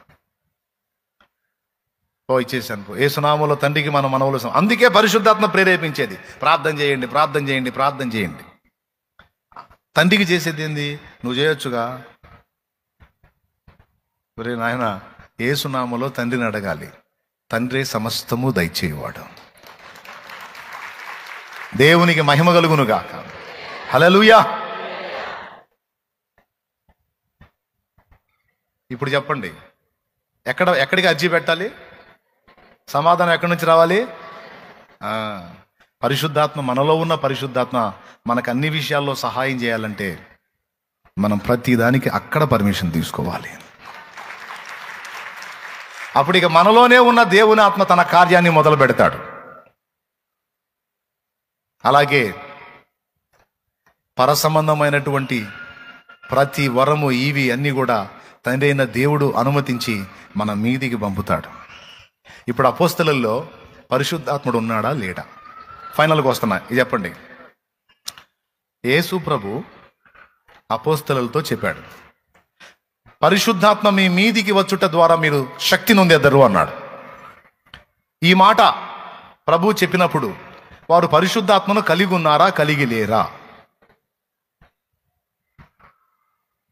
కలిగి లేకపోతే అసలు యేసు ప్రభుని ఎట్ట తెలుసుకుంటారు? యేసు ప్రభులు ఎట్ట నిలవగలుగుతారు? అసలు బాప్తీసం దాకా ఎట్టబోతారు? ఇవన్నీ అపోస్తలులు చేశారంటే ఆల్రెడీ పరిశుద్ధాత్మ వారిలో క్రియ జరిగించాడు. దేవునికి స్తోత్రం. పరిశుద్ధాత్మ ప్రేరణ లేకుండా, పరిశుద్ధాత్మ నడిపింపు లేకుండా ఎవరు కూడా యేసు ప్రభుని అంగీకరించడం సాధ్యం కాదు. అయితే పెంతెకోస్తు పండుగ నాడు పరిశుద్ధాత్మ అనుగ్రహించేటువంటి శక్తితో వాళ్ళందరూ నింపబడ్డారు. హల్లెలూయా. పరిశుద్ధాత్మ ప్రభావంతో నింపబడ్డారు. పరిశుద్ధాత్మ నడిపింపులో ఉన్నారు కనుకనే యేసుతో ఉన్నారు. పరిశుద్ధాత్మ ప్రభావంతో నింపబడ్డారు. ఆ వేళ అగ్ని నాలుకలుగా విభాగింపబడి వారిలో ఒక్కొక్కరి మీద ఆయన వ్రాలగా వారందరూ పరిశుద్ధాత్మతో నింపబడిన వారై ఆ ఆత్మ వారికి వాక్శక్తి అనుగ్రహించిన కొలది నానా భాషలతో మాట్లాడే దేవుణ్ణి మహిమపరిచారు. ఇక అప్పుడు దేవుని శక్తి భూమి మీదికి దిగి రావటం స్టార్ట్ అయింది. ఇకేది? ఇక మళ్ళా భక్తులు వెళ్ళిపోయినప్పుడు వెళ్ళిపోవటం కాదు, ఇక భక్తుల మీద నుంచి భక్తుల మీదికి దేవుని ఆత్మ పర్మనెంట్ గా భూమి మీద ఉండి మనతో ఉండి యేసునందలి విశ్వాసం ఉంచిన వారందరిలో ఉండి అందరిలోనూ తన ఆత్మ కార్యాన్ని జరిగించడానికి దేవుడు సిద్ధం చేసిన ఆత్మ నాట నుండి నేటి వరకు రన్నింగ్ లో ఉన్నాడు. ఆత్మ మనతో ఉన్నాడు, మనలో ఉన్నాడు. మనం తండ్రిని వేడుకున్నప్పుడు మన మీదికి శక్తి, వాక్శక్తి కావాలంటే వాక్శక్తి, స్వస్థపరిచే శక్తి కావాలంటే స్వస్థపరిచే శక్తి, ఆత్మల వివేచన శక్తి కావాలంటే ఆత్మల వివేచన శక్తి, వాక్యం, బుద్ధివాక్యం, జ్ఞానవాక్యం, వాక్య పరిచర్య కావాల్సిన శక్తి కావాలంటే ఆ విధమైన శక్తి, విశ్వాసం వృద్ధి పొందాలి, విశ్వాసం బలపడాలి, విశ్వాసానికి సంబంధించిన శక్తి కావాలంటే ఆ శక్తి. ఎన్ని రకాలుగా నువ్వు దేవుని పని చేయడానికి, దేవుని కార్యాలను నెరవేర్చడానికి నువ్వు కోరుకుంటావో కావలసిన శక్తుల్లో కూడా పరిశుద్ధాత్ముడు అనుగ్రహిస్తాడు. దేవునికి స్తోత్రం కలుగునుగాక. హల్లెలూయా. ప్రియులారా, పెంతెకోస్తు పండుగ నాడే కదా పరిశుద్ధాత్మ దిగి వచ్చింది. అప్పుడే కదా పరిశుద్ధాత్మ కార్యాలు స్టార్ట్ అయింది. అంతకు ముందే పరిశుద్ధాత్మ ఉన్నట్టు చెప్తున్నావు నువ్వు అని కొంతమందికి సందేహం రావచ్చు. అయితే పెంతెకోస్తు పండుగ నాడు అపోస్తలుల మీదికి పరిశుద్ధాత్మ దిగి వచ్చాడు. అయితే ఈ అపోస్తలులను సహా సిద్ధపరచడానికి యేసు ప్రభు మీదికి దిగొచ్చాడు. అపోస్తలుల మీద అభిషేకం రావడానికి ముందు యేసు ప్రభు మీదికి దిగొచ్చి ముందు వీళ్ళని సిద్ధపరిచాడు. పావురాకారంతో దిగొచ్చాడు. అని గుర్తుందా మీకు? ఆయన ఆత్మ బలముతో నిండుకొని గలిలయకు వచ్చాడు. ఆయనను గూర్చినటువంటి ఖ్యాతి ఆ ప్రాంతం అంతా ప్రసిద్ధిగాంచాడనే విషయం ఉంది లూకా సువార్త 4లో. తెలుసా? పుట్టినది మొదలుకొని అతడు పరిశుద్ధాత్మతో నిండుకున్నవాడై. చాలా అద్భుతమైన విషయం. బాప్తిజమిచ్చి యోహానుకైతే ఎంత కృపో. పుట్టినది మొదలుకొని పసిబిడ్డగా ఉన్నప్పుడే పరిశుద్ధాత్మతో నింపబడి ఉన్నాడంట. కాబట్టి పరిశుద్ధాత్మ పుట్టినది మొదలుకొని బాప్తిస్మమిచ్చి యోహాను మీద పనిచేశాడు. తర్వాత యేసు ప్రభు లైన్లోకి రాగానే పావురాకారంతో ఆయన మీదికి దిగొచ్చాడు. ఆ తర్వాత అపోస్తలుల మీదకి అగ్ని నాలుకలుగా దిగొచ్చాడు. ఈరోజు నువ్వు నేను మనం అడిగితే మనందరికీ క్రియ చేయడానికి ఇప్పుడైతే మనందరికీ అందుబాటులో ఉన్నాడు. ఆయన వ్యక్తిగా ఉన్నాడు. మనం అడిగితే శక్తిని కూడా అనుగ్రహిస్తాడు. ఇప్పుడు పరిశుద్ధాత్మ అభిషేకం మన మీదికి రావటం వల్ల ఏమేం జరుగుతాయి? నంబర్ 1, శుద్ధీకరణ జరిగిద్దని చెప్పాను. నంబర్ 2,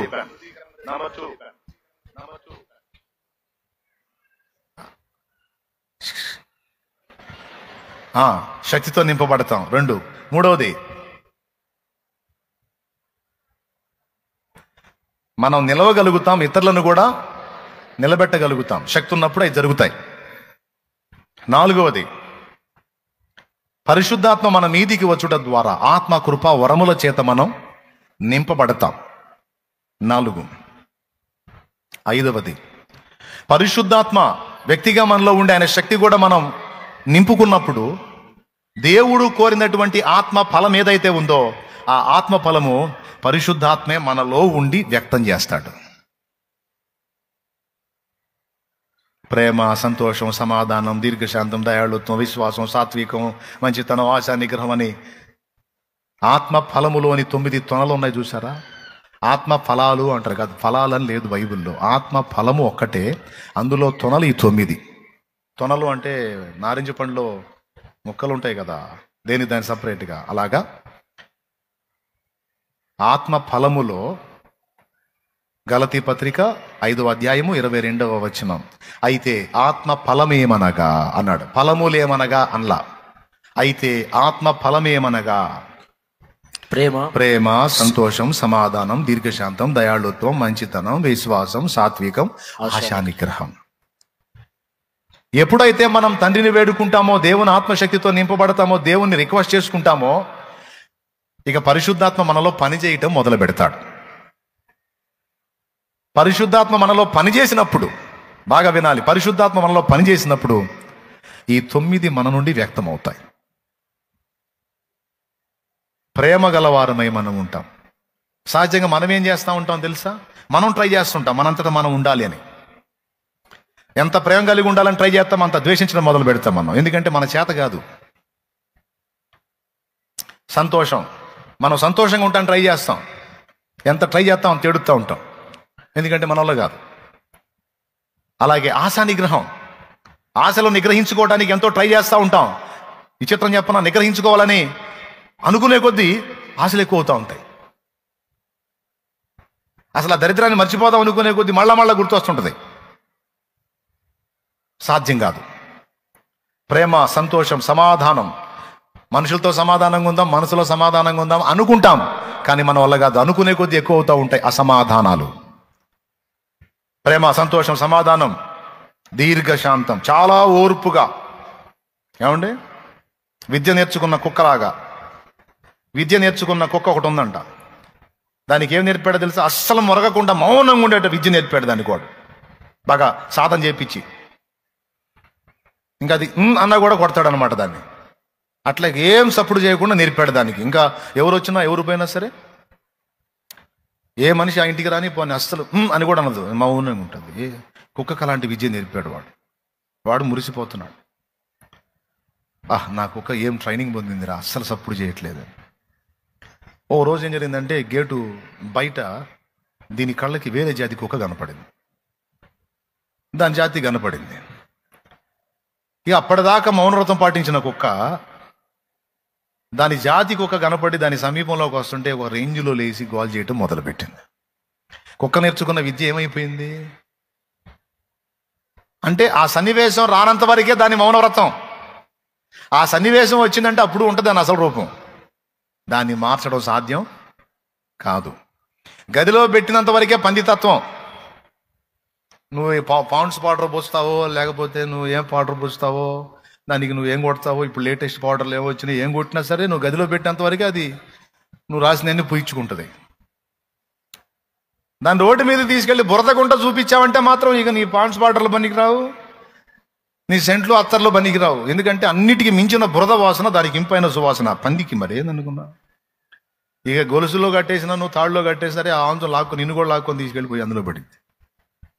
బురద కనపడితేనే దాని జాతి లక్షణం బయటపడ్డట్టు, కుక్క కనపడితేనే కుక్క అసలు రూపం బయటపడ్డట్టు, మనుషులు కూడా చాలా వరకు చాలా దీర్ఘశాంతం. అసలు ఈ మధ్య నేను అసలు కోప్పడట్లేదు అన్నయ్య, అసలు చాలా ఓర్పు. అసలు దేవుడు నిజంగా చాలా చాలా అసలు నేను చాలా కంట్రోల్లో ఉంటున్నాను అన్నయ్య అనుకోవటమే కానీ ఏం లేదు. ఆ సన్నివేశాలు వచ్చినప్పుడు గందరగోళమే. అబద్ధాలు ఆడకుండా నిజం చెప్పండి, ఎంతమంది ఒప్పుకుంటారు? చాలా విషయాలు ఇంతే అన్నయ్య, అలా అనుకుంటున్నాను కానీ చాలా జరగట్లేదని. చేతులు ఎత్తని షో చేయకుండా ఎందుకు నా దగ్గర ఎందుకు, ఎడన్నీ అనిపించి చెబుతున్నావు ఎడా. స్తోత్రం. అది ఇప్పుడు యథార్థవంతులు అనిపించారు. మీ ప్రార్థన ఆనందకరం ఆయనకి. ఎందుకు నీ వల్ల కావట్లా? ఆశలు నిగ్రహించుకోవాలంటే నీ వల్ల కావట్లా, సంతోషంగా ఉండాలంటే నీ వల్ల కావట్లా, సాటి శత్రువుని ప్రేమించాలంటే నీ వల్ల కావట్లా. వాక్యమేమో శత్రువుని ప్రేమించు లేకపోతే దేవుని కుమారుడు కాదంట. వాక్యమేమో నువ్వు దేవుని కుమారుడు అయితే శత్రువుని ప్రేమించంటది, మనకేమో వాడిని చూస్తేనే మండిపోతుంటది. మనకి ఏదో చేయాల్సిన అవసరంలా, మన మీద అవతలోడికి తేడా చెప్పినోడు కనపడితే చాలు, ఇక మనకు ఆగదు. వాడిని చూస్తుంటేనే ముఖం తిప్పుకుంటాడు. కానీ వాక్యం ఏం చెబుతుంది? ప్రేమించు అని చెప్పింది. మన వల్ల కాదు. ఎట్లా సాధ్యం? దానికి విరుగుడే దేవుడు చెప్తున్నాడు. నీవు సొంతంగా ఎంత ట్రై చేసినా నీ వల్ల కానిది నీలో ఉన్న నా ఆత్మ చేత నగును. నీ శక్తి చేతనో బలమో చేతన ఇది కాదు, నా ఆత్మ చేతనే ఇది జరుగును. నా ఆత్మ నీలో ఉండి ఆ ప్రేమని, సంతోషాన్ని, సమాధానాన్ని, ఆ దీర్ఘశాంతాన్ని, విశ్వాసాన్ని, దయాళుత్వాన్ని, మంచితనాన్ని, సాత్వికాన్ని, ఆశానిగ్రహాన్ని ఆయన నీలో ఉండి నెరవేర్చాలి. ఆయన నెరవేర్చాలి, కానీ నీ వల్ల కాదు. నువ్వు ఓన్గా ట్రై చేసినంత వరకు నువ్వు పడతానే ఉంటావు. నీ సోది ప్రయత్నాలు ఆపి ఆయన చెప్పిన సలహాలు విను. ఏమంటారు? నేనైనా నువ్వైనా అంతే. మన ఇంట్లో ఫ్యామిలీ మెంబర్స్ కూడా చెప్తారు కదా, కొడుక్కి చెబుతావు నువ్వు 14 సార్లు చెబుతావు, వాడు వినడు, మొహం బాగలు కొట్టుకుంటాడు. చివరికి నువ్వేమంటా తెలుసా? అయిందిగా, అనిగిందిగా, ఇకనన్నా నేను చెప్పేది అండి. అట్లాగే ఇప్పటికి మనం ఎన్నోసార్లు ట్రై చేసి మొఖాలు వాసిపోయి ఉన్నాయి మనకి. ఏవి? ఆత్మ ఫలము ఫలించాలి మనంతటా మనమని ప్రయత్నించి విఫలమయ్యాం. సంవత్సరాలన్నీ అయిపోయినాయి అంతే. క్రొత్త సంవత్సరం కూడా స్టార్ట్ అయింది. ఈ సంవత్సరంలో ఈ 4-5 రోజుల్లో కూడా 4-5 సార్లు పడ్డాం. ఎందుకు అలా పడుతున్నామంటే మనమే ప్రయత్నిస్తున్నాం పదే. ఆయన ఏమంటాడు తెలుసా? నువ్వు ప్రయత్నించటం కాదు, నీలో ఉన్న ఆత్మను ప్రయత్నించు. నీలో ఉన్న ఆత్మ ద్వారా ప్రయత్నించు, అప్పుడు నువ్వు విజయం పొందుతావు. నీ ఆత్మకు ఆసక్తి ఉంటే రా ఆత్మ ఎందుకురా నీకు అంటాడు తల్లి. నీ సొంత ఆత్మకు ఆసక్తి ఉంటే నీకు నా ఆత్మ ఎందుకు? పిచ్చిబట్టా. నీ ఆత్మకు అంత సీన్ లేదు. నీకే కాదు, మొదట పుట్టిన ఆదాముకు కూడా లేదు. ఆదాము దగ్గర నుండి ఇప్పటి వరకు పుట్టిన ఎవ్వరికి లేదు ఆసక్తి. ఆఖరికి నా అద్వితీయ జనితైక ప్రియమైన కుమారుడు కూడా నా ఆత్మ సహాయం తప్పలేదు. ఆయనకే తప్పనప్పుడు నీకెట్లా? ఏసై కంటే గొప్పవాళ్ళం మనం. ఏమండి? వీళ్ళనన్నా 10 రోజులు ప్రార్థనలో ఉంచాడు, ఆయన అయితే 40 రోజులు ఉన్నాడు. పరిశుద్ధాత్మ ఆయన ఎక్కడికి తీసుకుని పోయాడని ఉంది? అరణ్యం తీసుకెళ్ళి ఏం చేశాడు? 40 రోజులు ఆయన సిద్ధపరిచి ఆత్మ బలముతో నింపి పంపించాడు. అప్పుడు వచ్చి ఫలించాడు యేసయ్య. మరి ఆ బలం రావాలంటే ఏం చేయాల్సి వచ్చింది? యేసయ్య అరణ్యపు అనుభవానికి వెళ్లాల్సి వచ్చింది, దేవుణ్ణి గోజాడాల్సి వచ్చింది, శక్తితో నింపబడాల్సి వచ్చింది. ఇంత స్పష్టంగా దేవుని వాక్యం ఉంటే ఈ కూటం అయిపోగానే మనకు మళ్ళీ గుడ్డి కళ్ళు వస్తాయి. ఈ కూటం అయిపోగానే గుడ్డి కళ్ళు వస్తాయి, మళ్ళీ మనకి అవన్నీ మర్చిపోతాం. ఇంత స్పష్టంగా వాక్యం ఉంది అంటే నీ వల్ల ఏది కాదు. ముఖ్యంగా దేవుణ్ణి సంతోషపెట్టడం నీ వల్ల కాదు, నీ వల్ల కాదు. నువ్వు చేయాలి, ఆ పని చేయాలి, దేవుడిని సంతోషపెట్టాలి, దేవుడు సంతోషపడే విధంగా నువ్వు నడుచుకోవాలి, ఆత్మఫలం ఫలించాలి, దేవుని కొరకు వాడబడాలి అని నువ్వు కోరుకుంటే, ఆత్మ యందు బలంగా ఉండాలని నువ్వు కోరుకుంటే, నువ్వు పరిశుద్ధాత్మ ద్వారా మాత్రమే అవన్నీ సాధించగలవు. ఇది ఎలా ఉంటుందో తెలుసా? నీ చిన్న బిడ్డ నువ్వు ఇంట్లో కుర్చీలో కూర్చొని ఉంటే, నీ చిన్న బిడ్డ ఒక బరువైన వస్తువుని లేపటానికి ప్రయత్నించడం ఉంటుంది. నువ్వే ఉన్నావు అక్కడ కుర్చీలో కూర్చొని ఉన్నావు, కానీ వాడు ఒక బరువైన వస్తువు, వాడికి బరువు, అది నీకు బరువుగా, దాన్ని వాడు పైకి ఎత్తడానికి ట్రై చేసినట్టు ఉంటుంది. వాడు ఎంత ట్రై చేసినా ఎత్తలేడు. చివరికి వాడు ఏం చేస్తాడు తెలుసా? చిన్నపిల్లలను చూసి నేర్చుకోవాలి కొంచెం. వాడు ట్రై చేసి నీ దగ్గరకు వస్తాడు.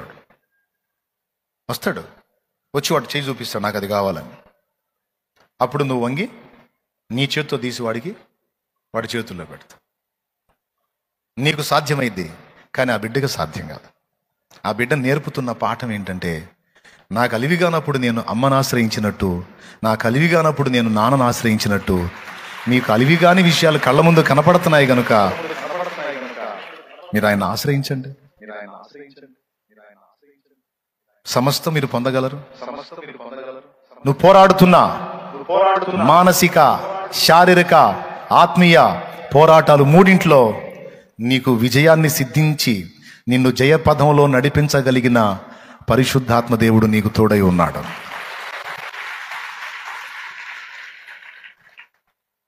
ఓకేనా?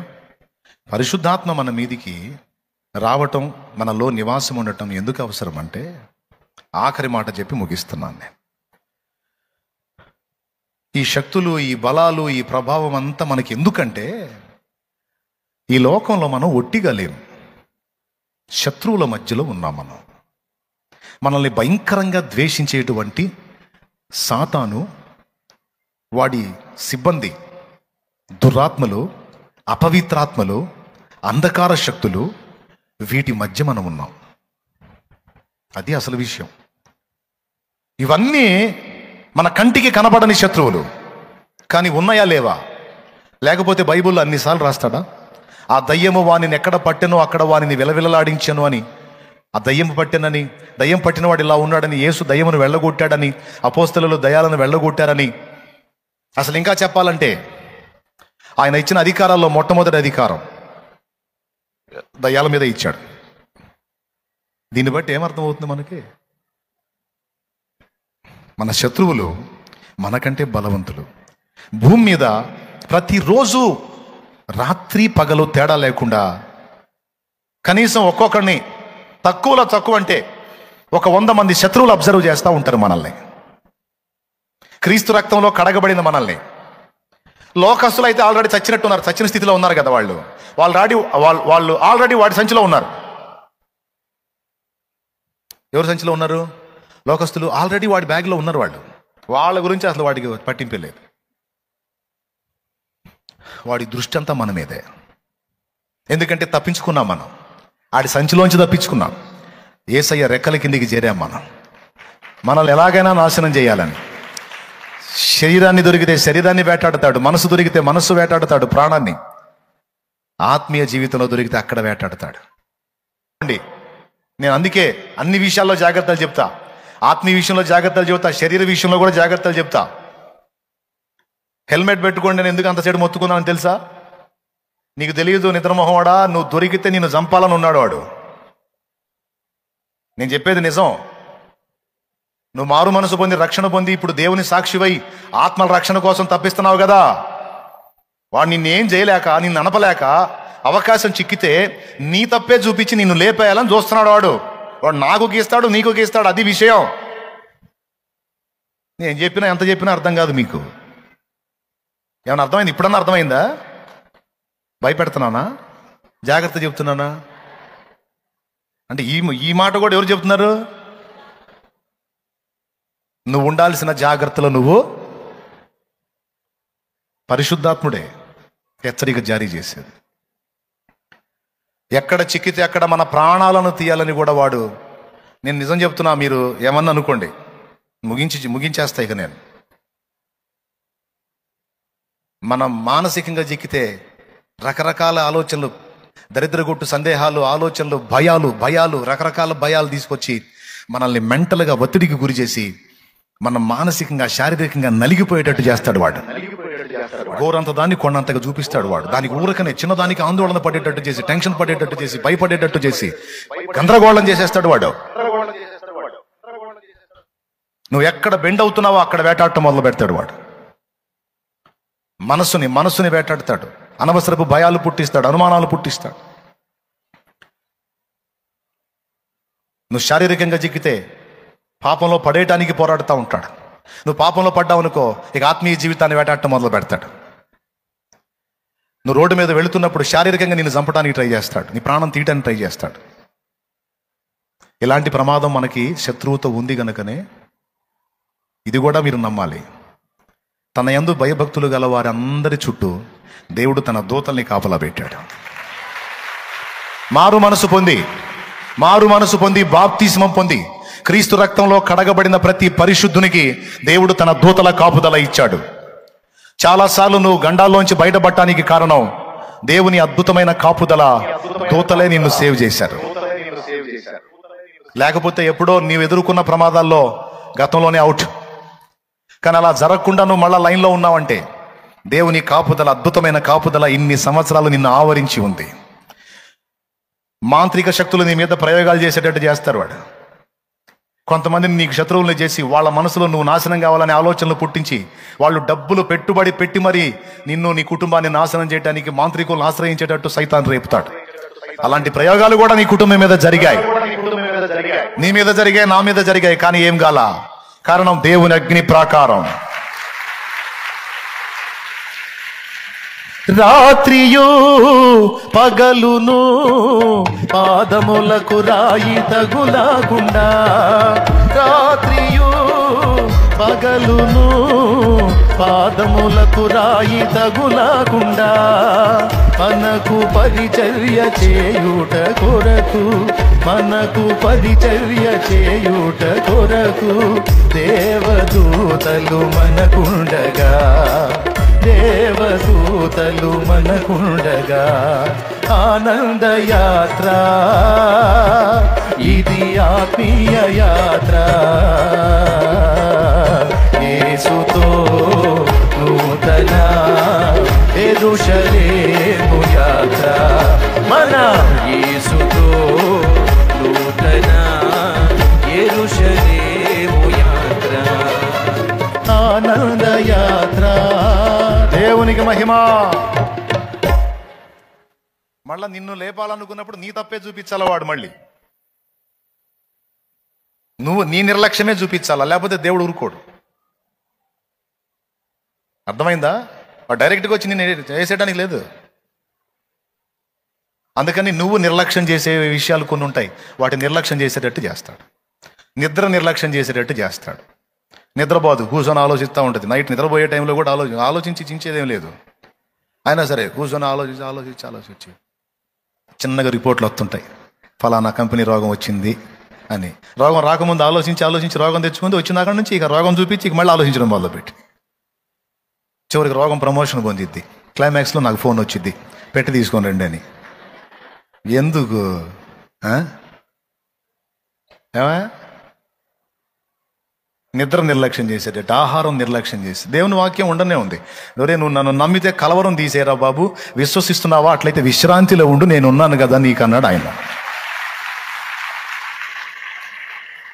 ఏది ఎలా జరగాలో నేను జరిగిస్తారా బాబు, నా ఆలోచనలు మించి ఏది పోదు, నువ్వు నాకు వెళ్ళి చూడరా, నాకు మొరపెట్టరా, నాకు చెప్పురా, ప్రతిదీ వదిలేసే ఇంకా అన్నాడు.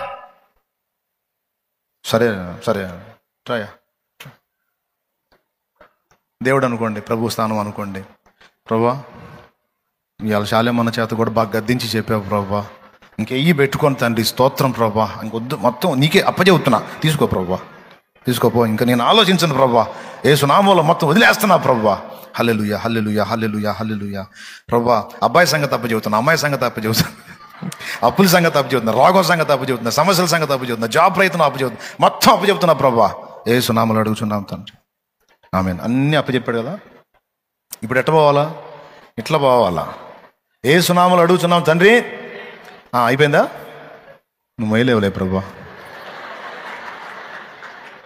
ఇట్లాంటి సోదరులను ఏం చేయాలా?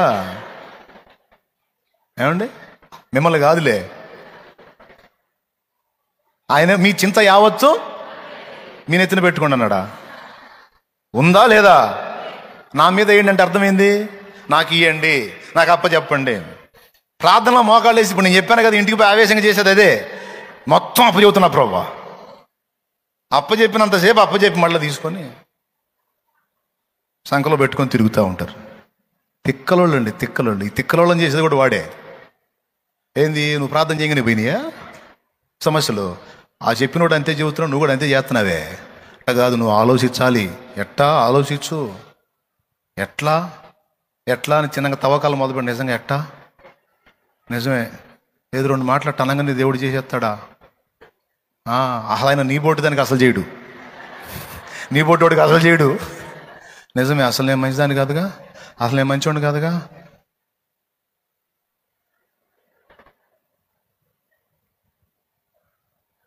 నువ్వు మంచిదాని అని ప్రాణం పెట్టాడా? మంచివాడు అని ప్రాణం పెట్టాడా? ఆయన రక్తంతో కొట్టేశాడు కేసులన్నీ. ఆయన కొట్టేసిన కేసులన్నీ మళ్ళీ ముందు పెట్టుకొని దరిద్రపు చేష్టాలన్నీ చేస్తూ ఉంటుంది, సోది ముఖం వేసుకోండి.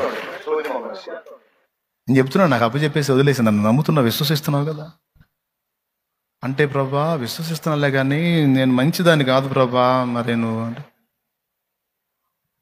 మంచిదానివి కదా, పొరపాటు పడ్డావా, సరే ఒప్పుకున్నావుగా, పాపాన్ని క్షమించాను అనేది కూడా నువ్వు విశ్వసించాలి. అదే నమ్మలేకపోతున్నాను ప్రభా, ఎందుకంటే నాలాంటి దాన్ని అసలు ఎట్ట క్షమిస్తావు ప్రభా నువ్వు? ఇది ఎట్లాంటిదంటే బోన్లో నిలబడి జడ్జిని అన్నట్టు ఉంటుంది. ఆయన క్షమాభిక్ష పెట్టాడు, ఏదో వదిలేశాడు, కేసు కొట్టేశాడు. కేసు కొట్టేసినప్పుడు పండగ చేసుకొని పోవాలా, అక్కడే నిలబడి అసలు ఎట్లా కేసు ఎట్లా కొట్టేస్తారు సార్? అసలు ఎట్లా కొట్టేస్తారు? నేను ఫుల్ తేడా అయితే, అసలు కేసు కొట్టేసావంటే నువ్వు తేడా, ఎరా నేను తేడా, పోనీలే పాపమని కేసు కొట్టేస్తే నేను తేడా, ఏంటి తీసుకెళ్ళి లోపల అంటాడు. చాలా మంది అంతే చేసుకున్నారు, కొట్టేసిన కేసులు మళ్ళీ తిరగదవించుకున్నారు. మనుషులు కాదు మనం, దేవుడు వదిలేశాడండి, తీసేయి. నువ్వు అడిగావు, క్షమాపణ కోరుకున్నావు, దిద్దుకున్నావు, కథం ఇంకా అది ఆయన వీపు వెనక పడేశాడు. ఎప్పుడు చూడడానికి వెళ్ళి వాటికి వెళ్ళి చూసే దరిద్రుడు ఒకడు ఉన్నాడు, వాడు సైతాను. వాడు ఆయన వీపు వెనక పడేసిన సరుకంతా తెచ్చి నీ ముందు పెడుతుంటాడు వాడు. అప్పుడు నువ్వేం చేయాలి తెలుసా? వాడు అవన్నీ తీసుకొచ్చినప్పుడు ఏసు రక్తం పోస్తూ ఉండాలి దాని మీద. తేరా ఇంకా తెచ్చుకోరా, బస్తాలు బస్తాలు తెచ్చుకో, మొత్తానికి ఏసు రక్తము చాలు.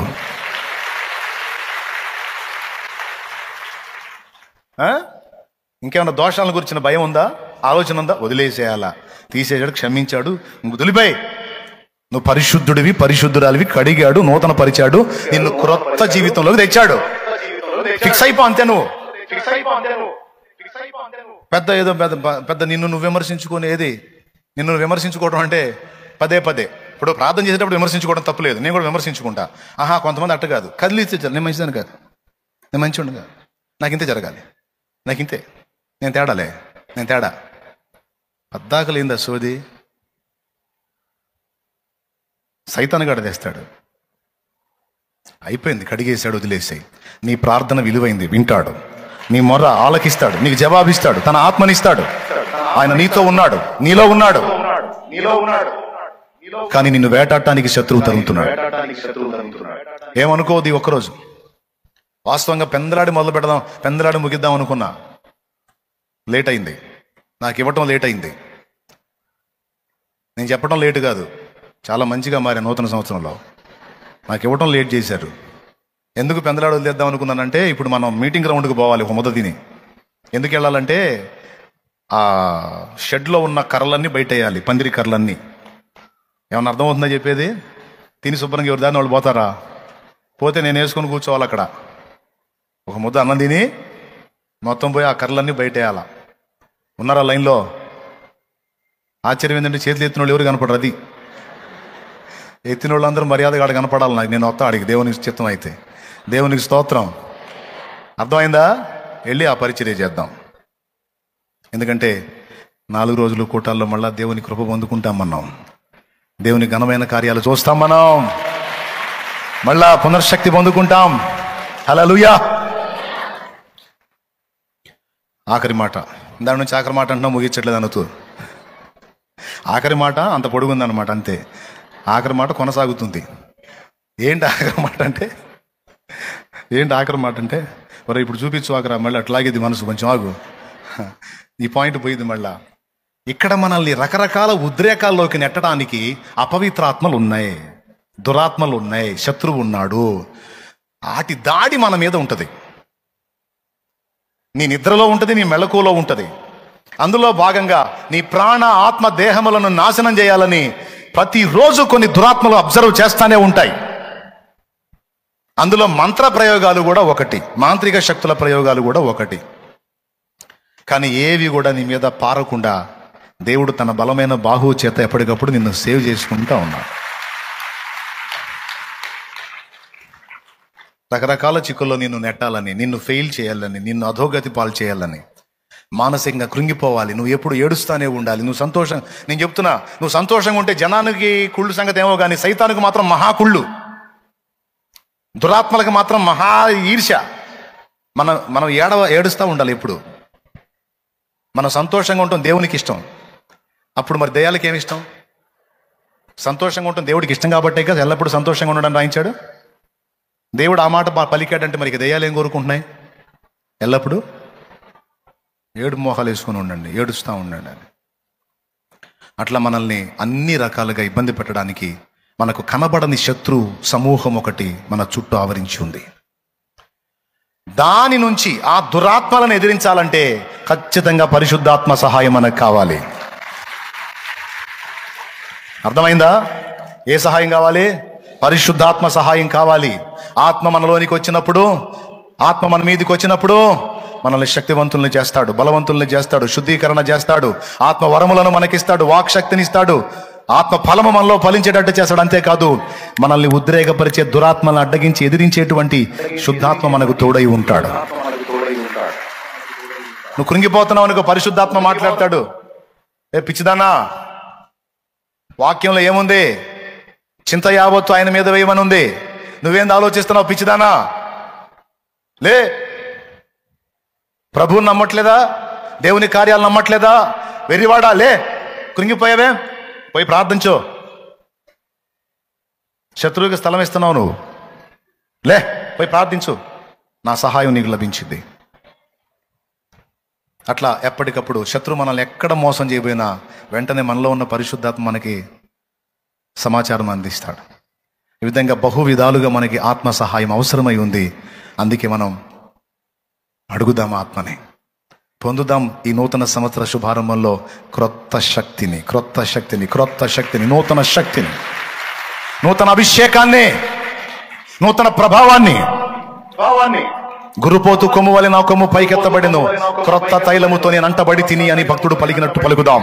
రండి లెండి, దేవుడు ఆ కృప మనందరికీ దయచేయును గాక. ఆమేన్.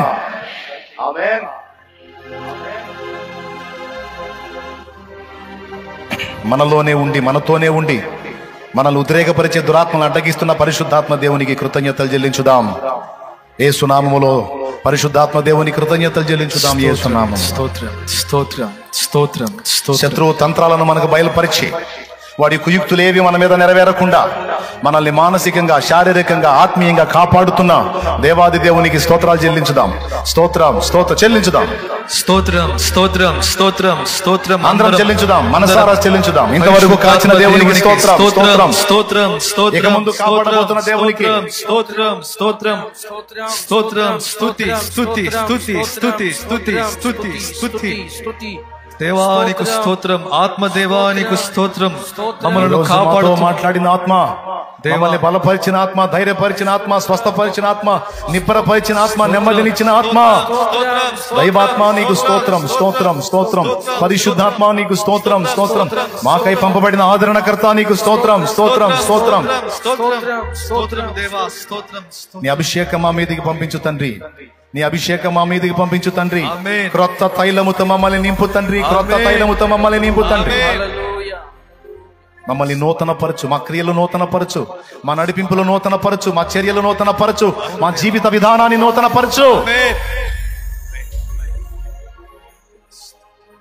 ఆత్మ సహాయాన్ని నిర్లక్ష్యం చేశాం. పరిశుద్ధాత్మ ప్రేరణలను నిర్లక్ష్యం చేశాం.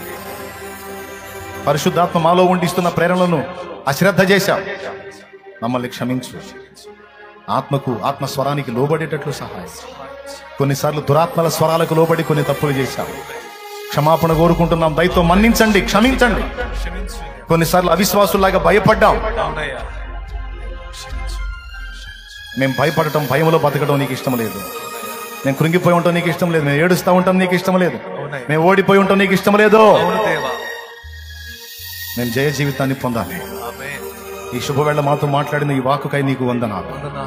మేమంతా ప్రార్థన చేస్తున్నాం. పరిశుద్ధాత్మ సహాయం మాకు కావాలి. పరిశుద్ధాత్మ నడిపింపు మాకు కావాలి.